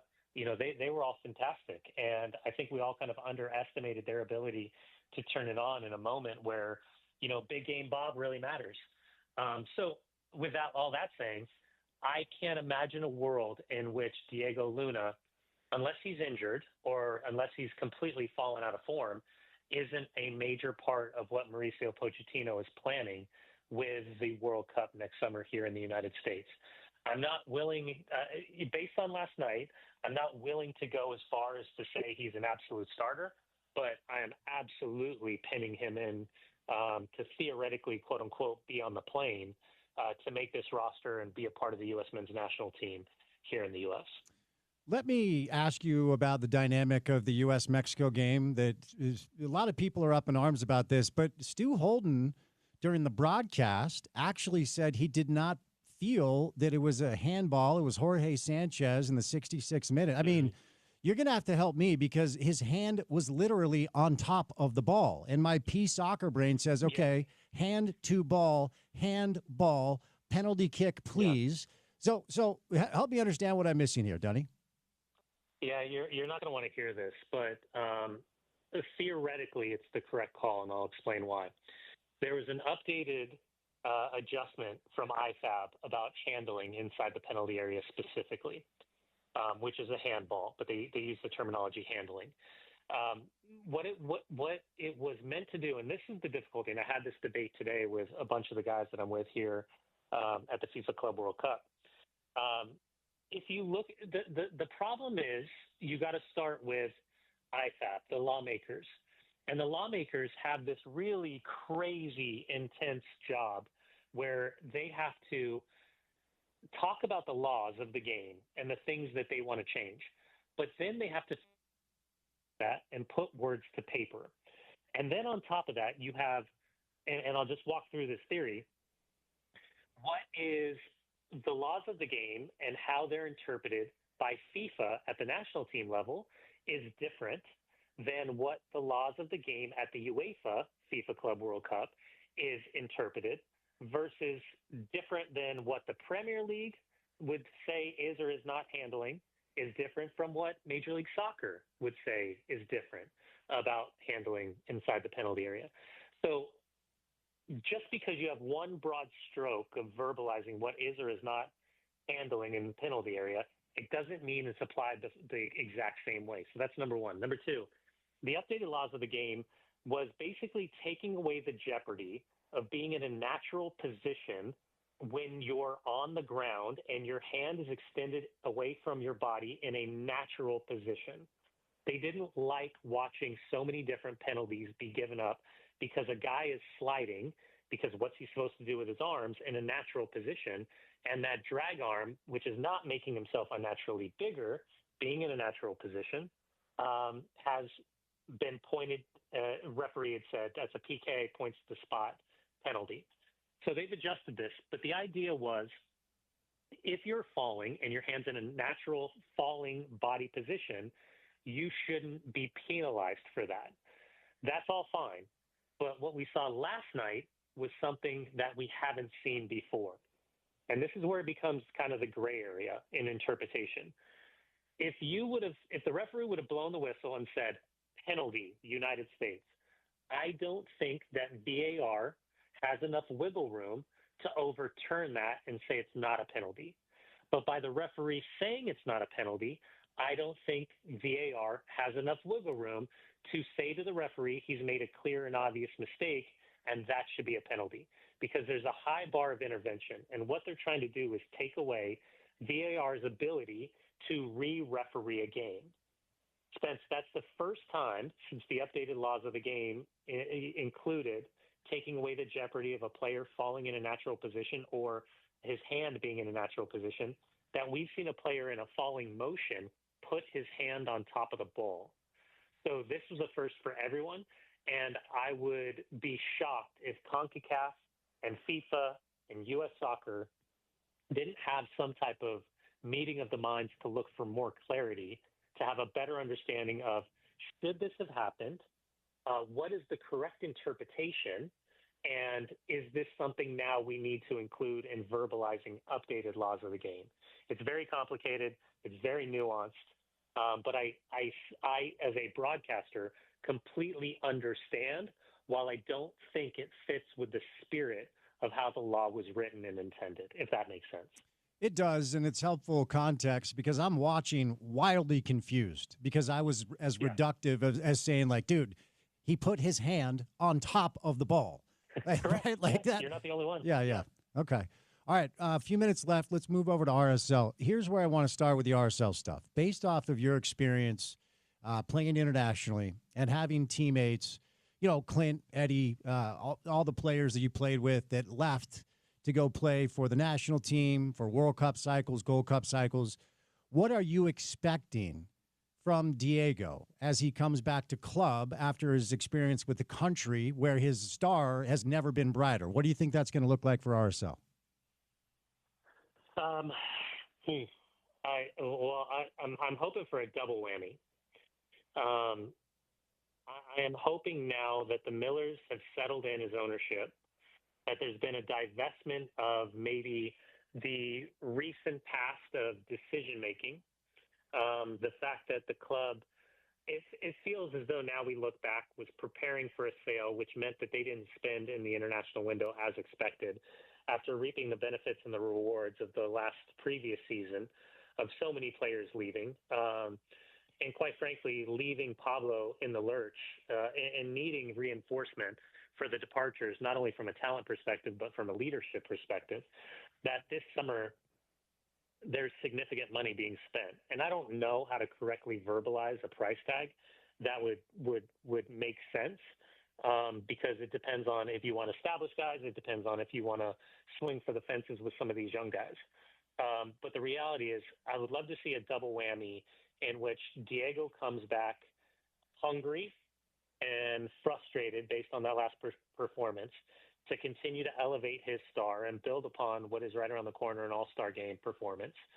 And on top of that, look to see this roster calibrated with a couple of departures and a couple of incoming players, because it's insanely obvious to us from the outside looking in that if Real Salt Lake doesn't want to waste 2025, that they have to swing for the fences now. And as I say that, I'm not saying blindly just throw money at a product and think that it's going to fit. I think this summer you have to be really, really smart and diligent with your 6-month plan, your 2-year plan, and ultimately your 5-year plan. And if you can align all of those goals and really pull the trigger on some fantastic players that are going to be available for half the cost they normally would with regards to your salary budget hit, your salary cap hit, then certainly now is the time.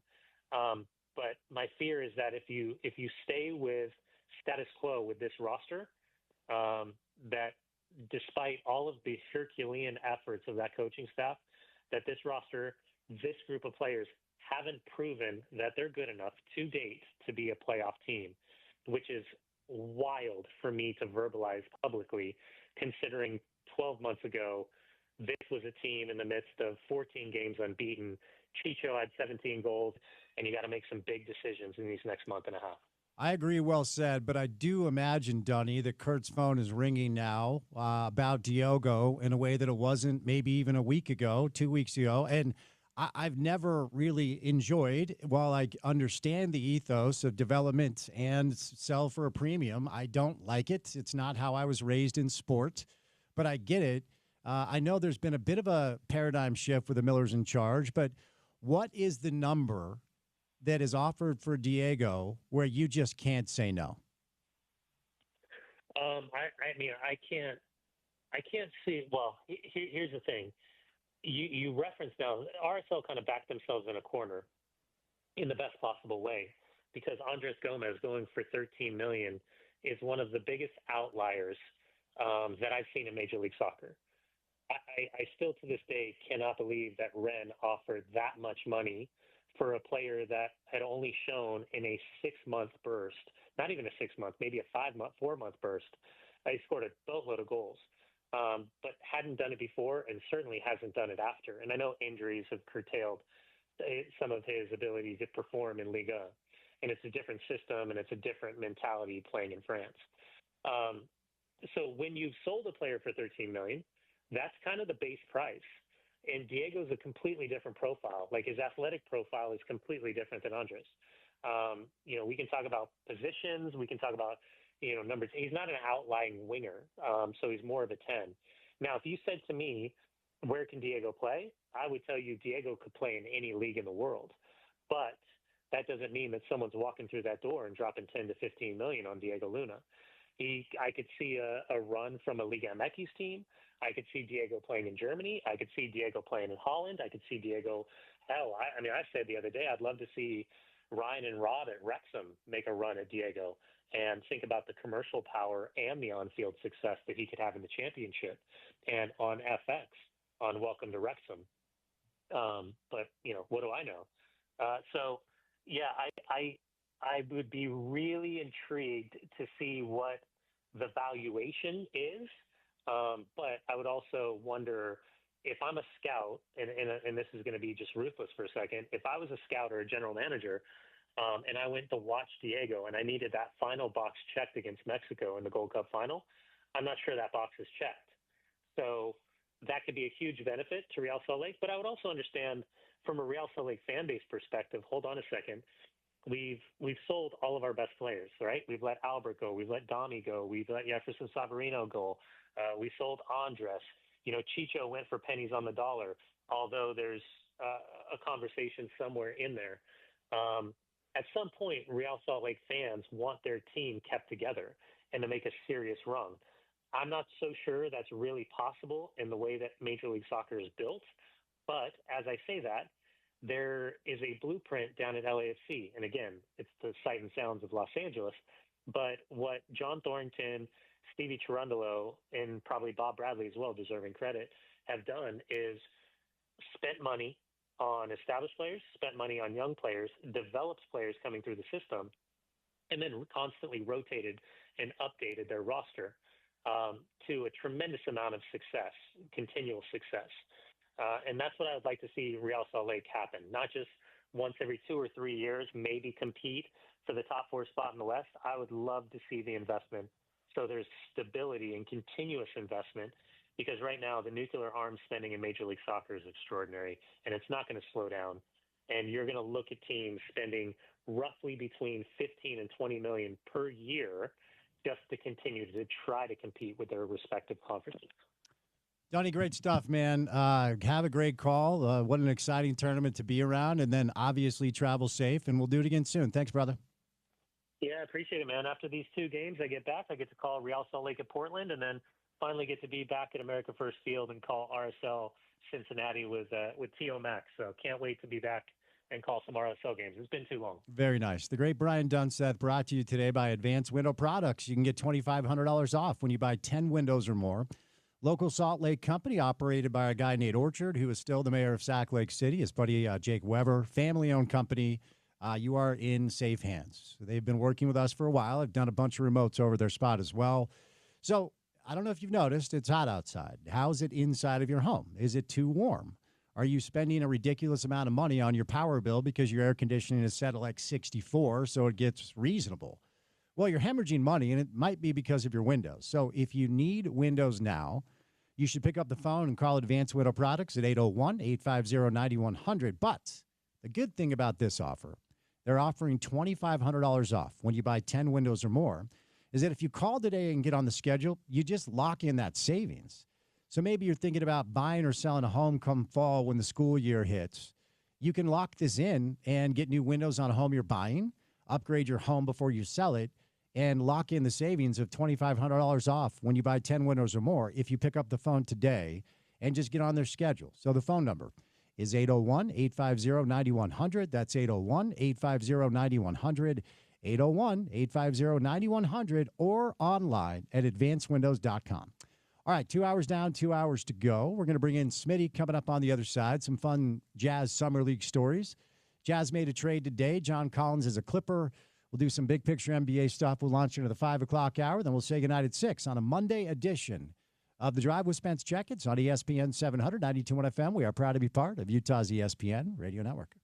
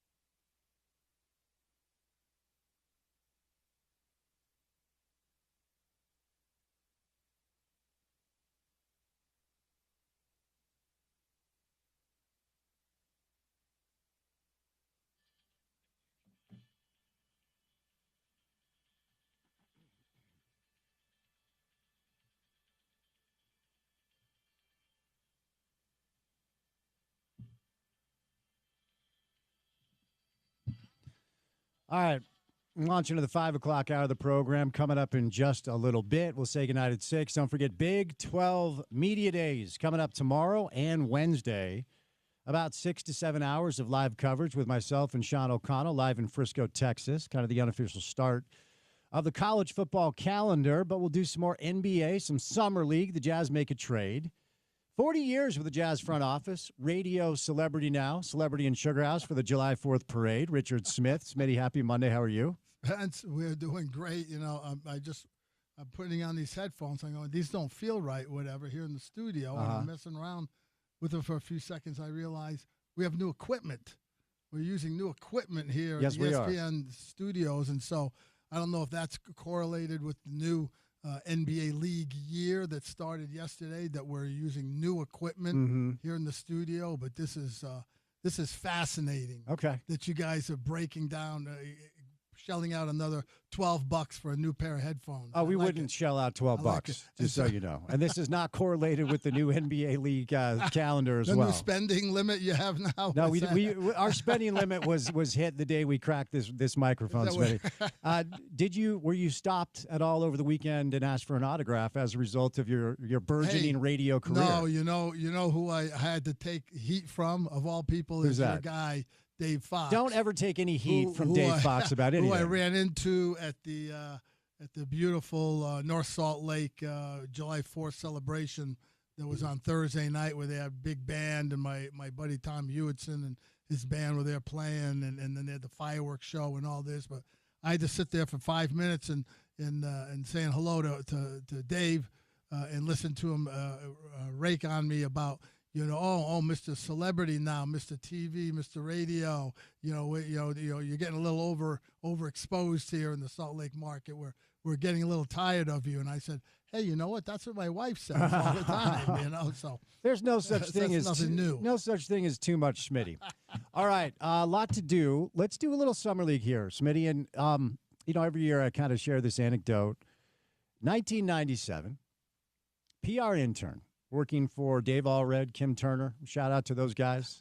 Worked for the Jazz forever.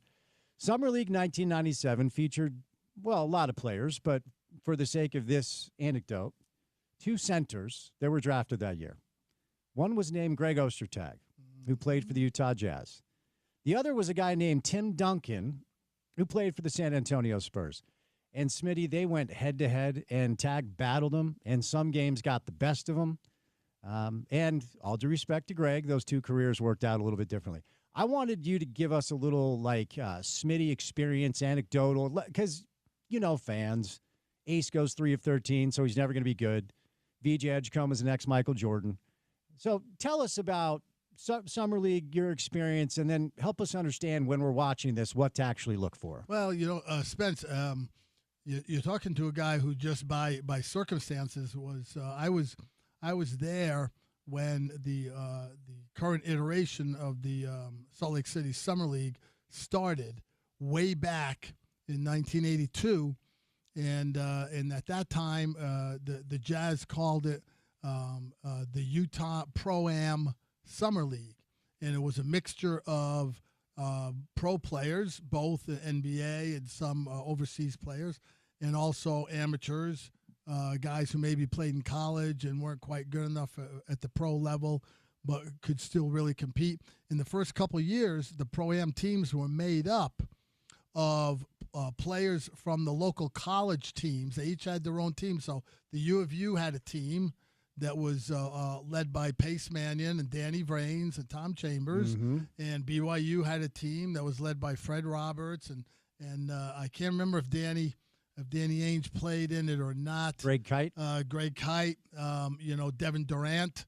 The Jazz had their team, and the primary purpose of the league, as it still is today, was to get the Jazz young guys and first or second year players extra playing time during the summer in live scrimmages and in competition. Utah State, Weber State had a combined team of players with Bruce Collins and I'm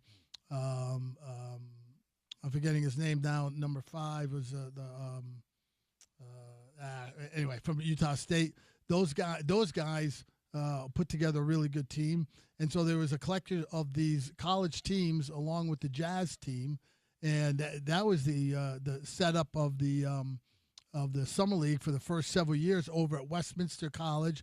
We played for 3 weeks in August in the old Payne Gymnasium on the campus of Westminster College, and the Payne Gymnasium still to this day has no air conditioning. It still doesn't? No, so you because I can remember that. Yeah. I'm going to say that. I'm not sure if I haven't been there in a few years, but for the longest time didn't have air conditioning. So you were sitting there, whether you were playing in it or you were sitting there as a fan watching, and you're watching these games, and it was stifling hot and humid in the gym, and you can't open any doors or windows, and nothing to open, whatever.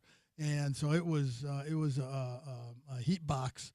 And it went on but we had it initially. It went on for 3 weeks, if you can imagine, and that then morphed into going to games over at East High School for several years in the famous summer where we had the big cloudburst one night, and the rains came off of 13th East down the stairs at East High right onto the gym floor. And it looked like the Blob in that movie, and it was coming right down, and it was crawling right onto the floor, and and it was also the year that we had Corey Crowder playing for the Jazz and went off for like 38 in a summer league game, and then got taken aside by the GM of a team in Greece who was at the game scouting, and talked Corey Crowder into signing on the spot right there with the team. Wow. In the hallway. Huh. And Corey Crowder, hey, these guys are offering me whatever they were offering. I can't remember the time. And I remember Scott Layden said, hey, I think you better do that, and so, okay, thank you very much. And Corey Crowder signs, agrees in the hallway with the team, and went over and had a nice career over in Europe, and then it morphed into going to the Delta Center for a little bit, and then out to Salt Lake Community College for many years, and which I personally, to me, I still think was the best summer league venue that we've had over the years. I just think that when you have 4,000 people and they cram into a gym like that, and they're standing on the sidelines, and there's plenty of easy parking, and it's easy to get to off of 215 and Redwood Road. I think that's a great venue to have it. But now we find ourselves this year up at the Huntsman Center because of the renovations going on at the Delta Center. But a lot of history there for the Jazz Summer League, and a lot of iterations of it, and a lot of changes over the years, and how it's operated as well. So when it comes to Jazz fans sitting down and watching a game, I pulled up the list of the all-time leading scorers in Vegas Summer League history. Archie Goodwin, Kobe Carl, Vander Blue, Rashad Vaughn, Glenn Rice Jr., Bobby Brown, Andre Bloch. And look, I could keep going. I mean, for 2 years, I was a valet at Westchester Summer League, where the Knicks used to have way back in the day. They don't do it anymore. Yep. Greg Anthony's first Summer League game, he had like 40 and 20. So, and Greg had a good NBA career. Yes. Probably not the best example in the world, but these are inexperienced officials. These are young coaches, and these are children when it comes to players actually playing. So for fans looking for pieces of good news or things that are actually real when they're watching the Jazz on Saturday, then they're going to watch them tonight. Like, help us understand what's actually translatable. Well, it's very difficult to really look at any of it with any hardcore feeling for what it's going to portend down the road. But you're exactly right. The whole purpose of the summer leagues is for everybody who's involved, everybody you see on the front lines are all people who are trying to, quote, make their way through the league in some regard, whether it's as a player, whether it's as a coach, as an athletic trainer, as a referee, as a game official working the scorers table, whatever. Everybody involved is trying to get better at what they do, or trying to prove they belong, in that little niche that that they're involved with. For the teams, they really have three main goals in being involved in a summer league program. The first is to get their player, just to get him acclimated to the whole process of what the organization is about. So for the Jazz players, they're just trying to get them to understand what living in Salt Lake is about, how to get around town, how to maneuver, how to set up a bank account, how to find an apartment or where you're going to live for the next year. All those kinds of things to just get them acclimated to the process of being a member of the Utah Jazz organization.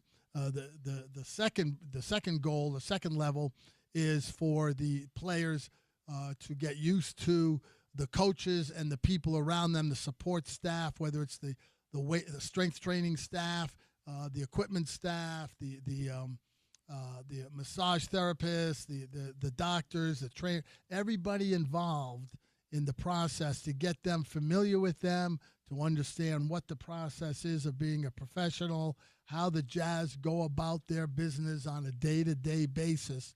That's really the second level of what they're trying to learn in the summer. Instead of trying to learn it on the fly when the season starts in the middle of October, this is a good chance, without any pressure and without anything that's really meaningful in terms of games involved. It's their chance to find out how that ebb and flow goes, who those people are, and what I'm supposed to be doing with each of them, so I can figure out how this job actually is supposed to work. And then the third level is really getting familiar with the coaches and the general level of the type of play they want. They're going to expect of them when the regular season comes, in terms of the offense, just the general basics of it, or our defensive philosophies, those things, so they can have a feel for what those are, what the terminology is, what we call this play. Some other team calls it a different nomenclature. We call it this, just to get used to that stuff. So when you come in the fall and you get ready for training camp in late September, you're not blindsided by all these things that are new. They're all things that you've been exposed to already the previous 3 months. You've been around it. You've gotten used to it. It's kind of starting to feel like home a little bit. And now you can enter training camp with your feet under you a little bit, and with a little bit of confidence about, okay, now I know a little bit of what's expected of me, and now we're getting ready to really get to work here in the fall. So let's talk about a couple of dynamics here. And the juxtaposition I find interesting is what to expect from rookies, and certainly what to expect from an 18-year-old rookie in Ace Bailey. I pulled up the list earlier today of 18-year-olds to play in the NBA.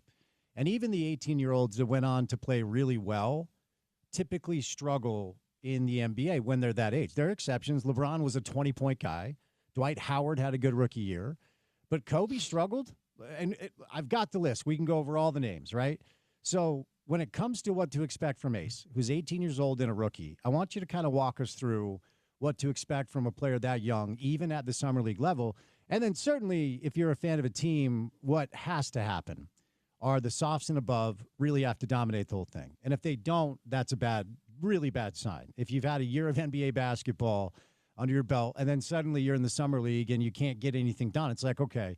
So there's a lot of pressure on Bryce and Cody and Kyle and Isaiah, guys that we've seen. And then there's the Ace factor too. So compartmentalize that a little bit. What do you expect from an 18-year-old rookie in Summer League, and what do you hope to see from, I'll call, the veteran players? Well, the new guys are really, you're just looking to see what their level of engagement is. In other words, do they understand the basic concepts of what we're trying to get done during a particular game? Do they understand the flow of the offense? Are they in the right spots? Are they communicating well with their teammates? Are they learning from their teammates during dead ball situations? Are they engaged with either the coaches on the sidelines or their teammates on the floor about what's going to happen next? Do they appear to be to have a positive vibe about them in terms of approaching what they're trying to do on the floor? You're not worried about what shots they're making. You might be worried a little bit about what shots they're taking during the course of a Summer League action, because that can tell you a little bit about where their mindset is. But you're just concerned about how they're assimilating themselves into the overall team dynamic and how that's coming together for them. With the second and third year guys, you're looking for them to be kind of the leaders on the floor, to understand what's going on, to be able to lead by example on the floor, and to be able to show that they belong, there with that team, and they belong, in greater terms as you get into the fall and the regular camp situation. But those guys, Filipowski the other night played well. You knew he just knew where he was supposed to be and when he was supposed to be there and how he was supposed to play. The guys like that really you really kind of get a feel for what their level of understanding from what they've already been through, and then how can they bring that to the floor, but also help the new rookies to assimilate into what's going on during the course of a game. So let's go over a couple of names here, and you already talked about Filipowski, so we'll leave him aside. He had 17 in the second half, looked like the grown-up, in the room, 22-6, 22-6. He was 8 of 11, hit a couple of threes. Isaiah Collier, look, it's just the same deal with him. There are moments of, he had a great pass to Filipowski, a great bounce pass that led him to a dunk. Some pass. It was an amazing pass. I mean, and there are glimpses where like, oh man, he's got some vision. He can see the floor. He just can't shoot it. He didn't shoot it well the other night. So let's start with Isaiah. What you saw the other night and what you would say to Jazz fans that they should hope to see during the rest of the Summer League experience. Well, again, you're hoping he has a little more of a controlled floor game. He sees the floor well. He can get the ball to certain places. I'll be honest with you. That pass he made the other day was a three-quarter court bounce pass through traffic. A terrific play. Yep. I'm excited to see that play if Magic Johnson is making it or Jason Kidd is making it. If Isaiah Collier is throwing it, I'm not as excited because I don't know if it's gonna get to the end result, which it did in that play. Okay, yep. He gets credit for that. Or if it's going to bounce off somebody's knee and go up into the fifth row or something. So you want to see him a little bit more of a controlled floor game. And then, of course, as we've been talking about since day one last year, he has to show some level of improvement in his shooting ability. Because if that does not start coming along at some point, teams are going to, that's the first thing on the scouting report, and teams are going to be laying off, and teams are going to be crowding the lane, and teams are going to be, sagging off onto wing guys, and he's going to be on his own on an island to figure out how to start making shots. And until he does that, that's going to be, really the big stumbling block for him in terms of showing the kind of progress that I think the Jazz want to see from him. Bryce Sensabaugh looks like he's in better shape, so that's good. Yep. Obviously, that was the deal coming out of Ohio State. And Will Hardy himself, during his postseason media just a few months back now, mentioned not just with Bryce, but Keontae and Isaiah, they all need to be in better shape. They need to be in better condition. He looks like he is. 7 of 13, 5 of 8 from 3, 19 points, 7 boards, so a good night for him. Did have 5 turnovers, but what'd you see from Bryce Sensabaugh? Well, yeah, and to that point, Spence, Jerry Sloan always used to preach to the players that being in shape is an actual skill that some players possess and some players don't. And he used to tell guys that you have to be in the optimum shape you can be in, because as long as you're not in shape while you're on the floor playing, your mind is always drifting somewhere else other than the basketball play in front of you. In other words, you're thinking about, oh, I'm really winded. I got to really catch my breath here. Or I'm really tired. I don't know if I can backpedal and get back on defense right now. And so your mind isn't thinking about the basketball play. Your mind is thinking about what your body is doing. Mm-hmm. And so that takes you out of being an effective player. Once you get yourself in shape, and once you're not thinking about those things, then the basketball part comes into play, and it makes it easier for you as a player to perform. That's what those guys really have to be about. they all have to be in great shape. It sounds like it's redundant or it's a second grade thing that you're a professional athlete. Hey, look, you need to be in better shape. Like, it seems like you shouldn't have to say that. But unfortunately, you have to say it to a lot of guys, because a lot of guys, as they climb up this ladder and get to this pinnacle, which is the top professional basketball league in the world, the players just keep getting better. The talent just keeps increasing. Your competition is getting better. And if you don't recognize that and you don't take that to heart in terms of what you do every day to get yourself in the best shape possible, then you're doing yourself a disservice, and you're going to leave yourself short in terms of being a competitive player who can help a team. Jerry Sloan always used to tell guys, the stuff you do outside of the game, getting in shape, working on your game, doing all the things that prepare you to play in the game, that's what you get paid for.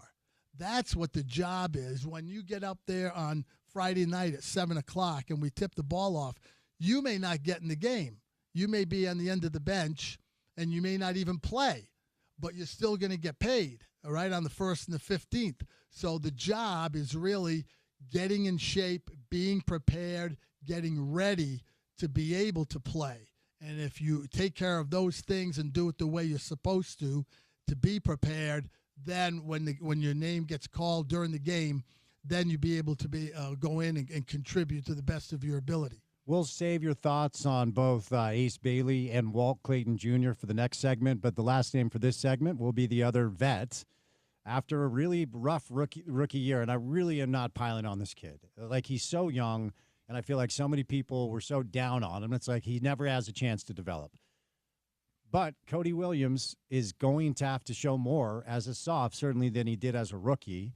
I would imagine it's a pretty low bar. So game 1, Summer League, takeaways with Cody. Yeah, he's still thin, but, it takes a while to get your body in shape. Sometimes you can get stronger, and it doesn't appear that way when you look at a guy. Some guys just don't buff up, like Arnold Schwarzenegger or Sylvester Stallone. They don't get those kind of bodies. They can be stronger, but maybe they don't show it. He's got to continue to fill out his body. He's got to continue to get stronger, and his game has just got to be played with more confidence right now, to me. And again, it was just one Summer League game. He'll have a bunch of games here coming up in the next couple of weeks to show what kind of progress he's made during the spring. But he really has to show that he can play, use his athleticism and length to his advantage, and play with a level of confidence that the Jazz are going to want to see out of him. All right, we will catch a break. Coming up next, Smitty's takeaways from Ace Bailey's first Summer League game, and in addition to Walt Clayton Jr.'s first Summer League game, and the Jazz have made a trade. John Collins is a Clipper, and we'll tell you about the return, if there's anything at all. I would imagine Kevin Love will be bought out. But Smitty joins us for one more big segment before we launch into the 5 o'clock hour of the program right here on ESPN 700.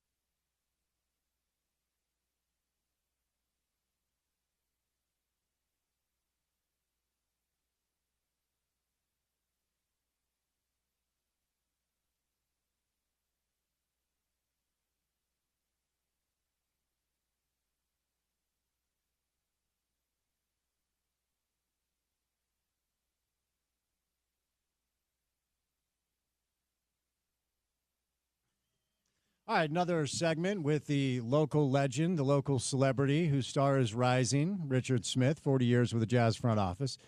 Don't take any guff from Dave Fox about being overexposed, by the way. Speaking of overexposure in the market for like 30 years. Hey, if Dave Fox says something to me, I'm just going to sit there and listen. He's a local legend, even if it is in his own mind. In his own mind. There you go. You landed the plane. All right, before we get to the trade committee, let's wrap up the conversation we were having last segment about the Jazz Summer League roster. We got your takes on the veteran players, Isaiah Collier, Kyle Filipowski, Cody Williams, Bryce Sensabaugh. Let's start with Walt. Walt Clayton Jr. came off the bench, played 25 minutes, had 6 assists, 9 points, 3 of 8 shooting, knocked down a couple of threes. You look comfortable to you? Okay. Yeah, he looked like he belonged. Again, Spence, a difference between being an 18-year-old and being 22. For sure. Playing 4 years in college, playing tough, big-time games in college, and obviously coming through with the national championship this past April with the University of Florida in the NCAA tournament. But he looks like a guy who's, the moment doesn't get to him. And again, it was a summer league game, but he just looked like he had a feel of calmness and just getting the ball up, seeing the floor, moving it to the right spots, and just doing the things, just so-called staying in his lane and doing the things that he was supposed to do, from his position. So a good start by him in terms of summer league action. We'll see how that progresses as these games go along here in Salt Lake tonight and tomorrow, and then later in the week when they get down to Vegas. As you compare and contrast Walt with Isaiah, the assumption is Isaiah will start out of the gates a point. Keontae's not playing on this team. There's a legitimate conversation to have about Keontae's NBA future. Do you think there's a chance Walt grabs that starting spot? Well, I think certainly there's a chance because he's shown that he can make shots, and the Collier kid has struggled to do so. Collier may be a little bit stronger in the upper body. He may be a little bit quicker with the ball from end to end or from free throw line to free throw line. The way he can get up and down the floor. I think the Clayton kid, might have maybe more of a sound all-around game when it comes to just mixing in with his teammates in terms of moving the ball and finding guys or just making the play that's in front of him. And so we'll see. I think this is a good spot for both those guys to be in. Having another 6, 7, 8 games or whatever it's going to be here in the next couple of weeks against competition. For the front office and the coaches to look at and kind of see what they think each guy is doing well, what their notes are about what they need to improve on. And of course, then those will be things the players will be working on the rest of the summer heading into fall camp. But I certainly think that he would have every chance to be a potential starter on a team that is looking for anybody to contribute consistently in meaningful ways, and being an older guy, rookie coming in at age 22 and the experience he has, maybe that will give him some kind of an edge. All right, we'll finish the Summer League portion of the conversation with Ace Bailey, who, of course, everybody is excited about in his potential as the 18-year-old top 5 pick. Had a really nice weak side block, had a couple of good boards, but 3 of 13, didn't make a lot of shots, didn't play much during crunch time. There was kind of a feel as to whether or not he was being included in the offensive flow. I don't know how much is there. I mean, these are veteran players. Maybe they're looking at rookies like, hey, you'll learn from us type thing. But what were your impressions? Our first chance to get a glance at Ace Bailey. Well, he's obviously you can see the physical attributes he has. He's a lively body. He's long. He can be active defensively. He got a key rebound at the end of the game in traffic. I did like the fact that when he was out of the game, coming down at crunch time in that game on Saturday night, it looked to me, when they showed flashes of him on the bench, that he was engaged with his teammates and even the coaches. It wasn't like he was sitting there either staring off into the stands which sometimes happens with young guys, or not paying attention or sulking because he wasn't in the game or whatever it might be. He looked like he was genuinely engaged in what was going on and rooting for his teammates. And that's what you want to see. And those are the reports, Spence, really, that we heard by and large, from the people at Rutgers and the people who played with him and also against him during the year, this past college season, that's the kind of guy he is, that he is an upbeat, positive vibe guy, and the people like being around him, and he carries himself with a certain energy in a good way, and that might be almost as important as how he played on the floor. The other night was seeing when he was on the bench, what is he doing, how is he handling himself, what does he do when they call a timeout? Does he just drift to the end of the bench or in the back of the huddle, or does he come off the bench and greet his teammates coming off the floor and that kind of thing? Those are all little things that the coaches in the front office will be looking at to just gauge, what type of vibe, mentality, and engagement he has with his group.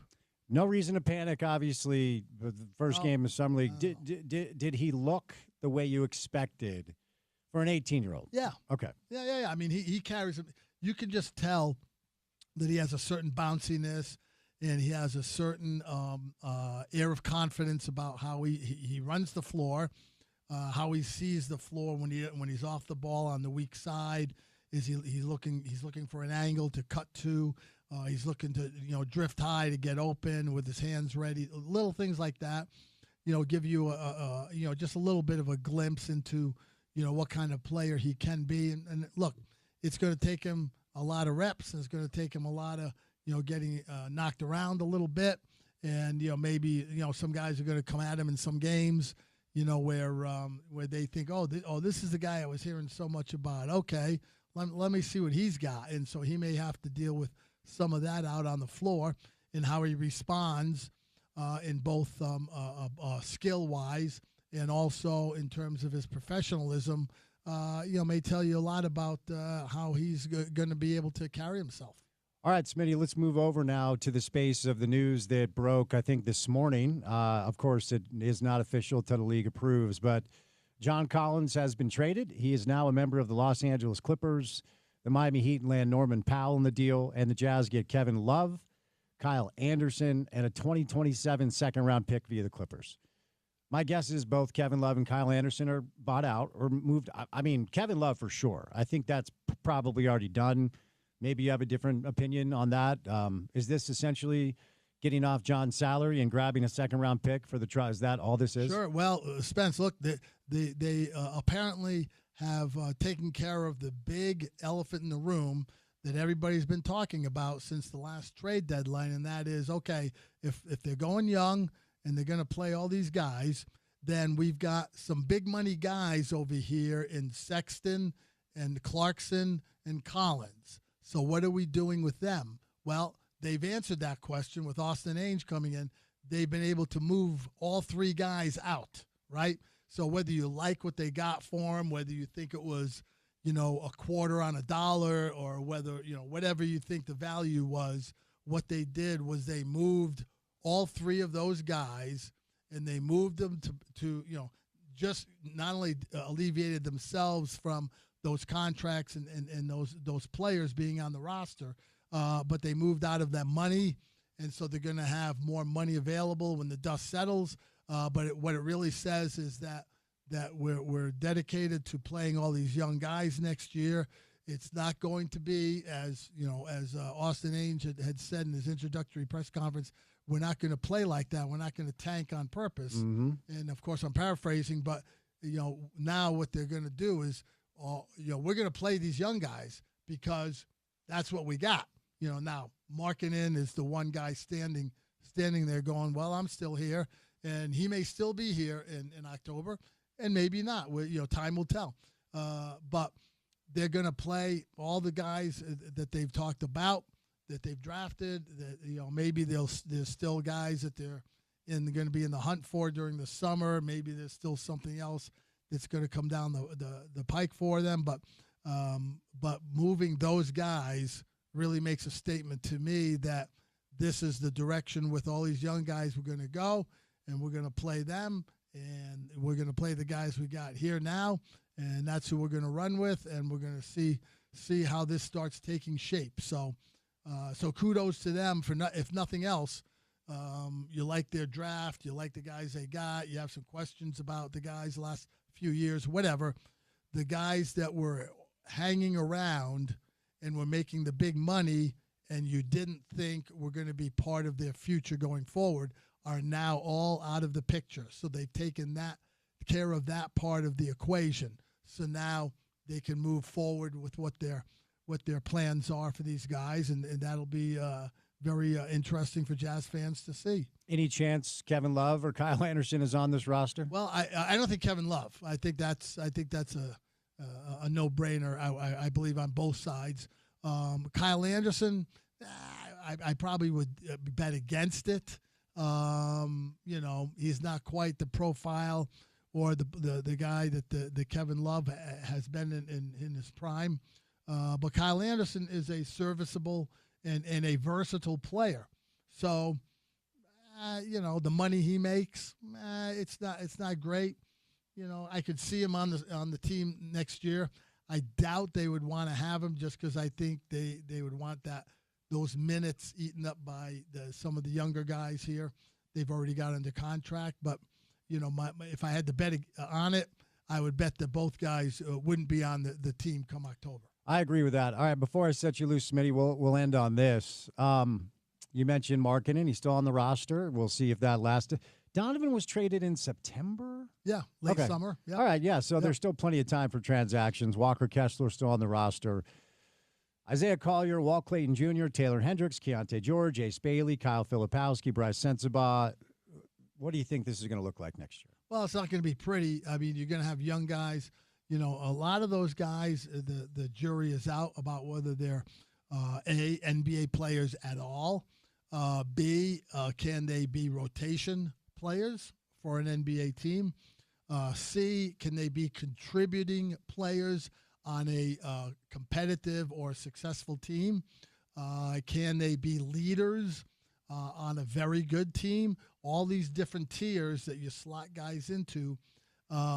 These guys they're all over at the moment on the sideboard. In other words, you haven't had a real good feel to take any one of their names and put them over on the board under a certain heading and say, this is where this guy belongs in terms of the hierarchy of the team or how the team is going to start playing and gelling, that kind of a thing. So I think all that stuff is evolving.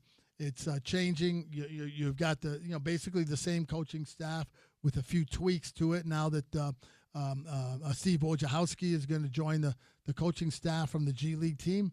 So you're going to get his experience and his knowledge on the bench now, having coached in the G League, but also obviously being a high-level coach at both Marquette and Duke, and of course being a terrific player at Duke. During his years in college. So you're going to get his experience in the coaching staff, and now you got the new perspective of Austin Ainge in the front office to look at these guys and try to assess where they think their team is and what direction it's heading in. I mean, by no means is the team you got now the team I think you're going to see in October or the team you're going to see in February when it comes around the trade deadline. I think there's a lot of maneuvering still to be had. And I think this is just the movement of these veterans who they just moved in the last few weeks. Sexton, Clarkson, and Collins. Now those guys are out. Now we see what they think the next move is in the formation, the evolution of this team going forward. So safe to say we're all going to be sitting on our couches next spring watching ping pong balls bounce around to see where the Jazz land. Well, what's going to be interesting, Spence, is no matter how it plays out, I would be surprised and was somewhat shocked if the level of that anticipation that we had this past May would be duplicated next May. Mm-hmm. In other words, everybody had pushed their chips in the Jim Fossil, comparison to the middle of the table, hoping they would have Cooper Flagg. And some people, I think, maybe even within the Jazz organization, were counting on getting the number one pick. and it didn't happen. And maybe some people learned a lesson, through that. And, maybe next time they'll pay attention to what real numbers tell them and what the reality of the situation is. And above all else, the understanding that winning and building teams is not easy. And it takes a lot of effort, takes a lot of coordination, takes a lot of making the right decisions at the right time.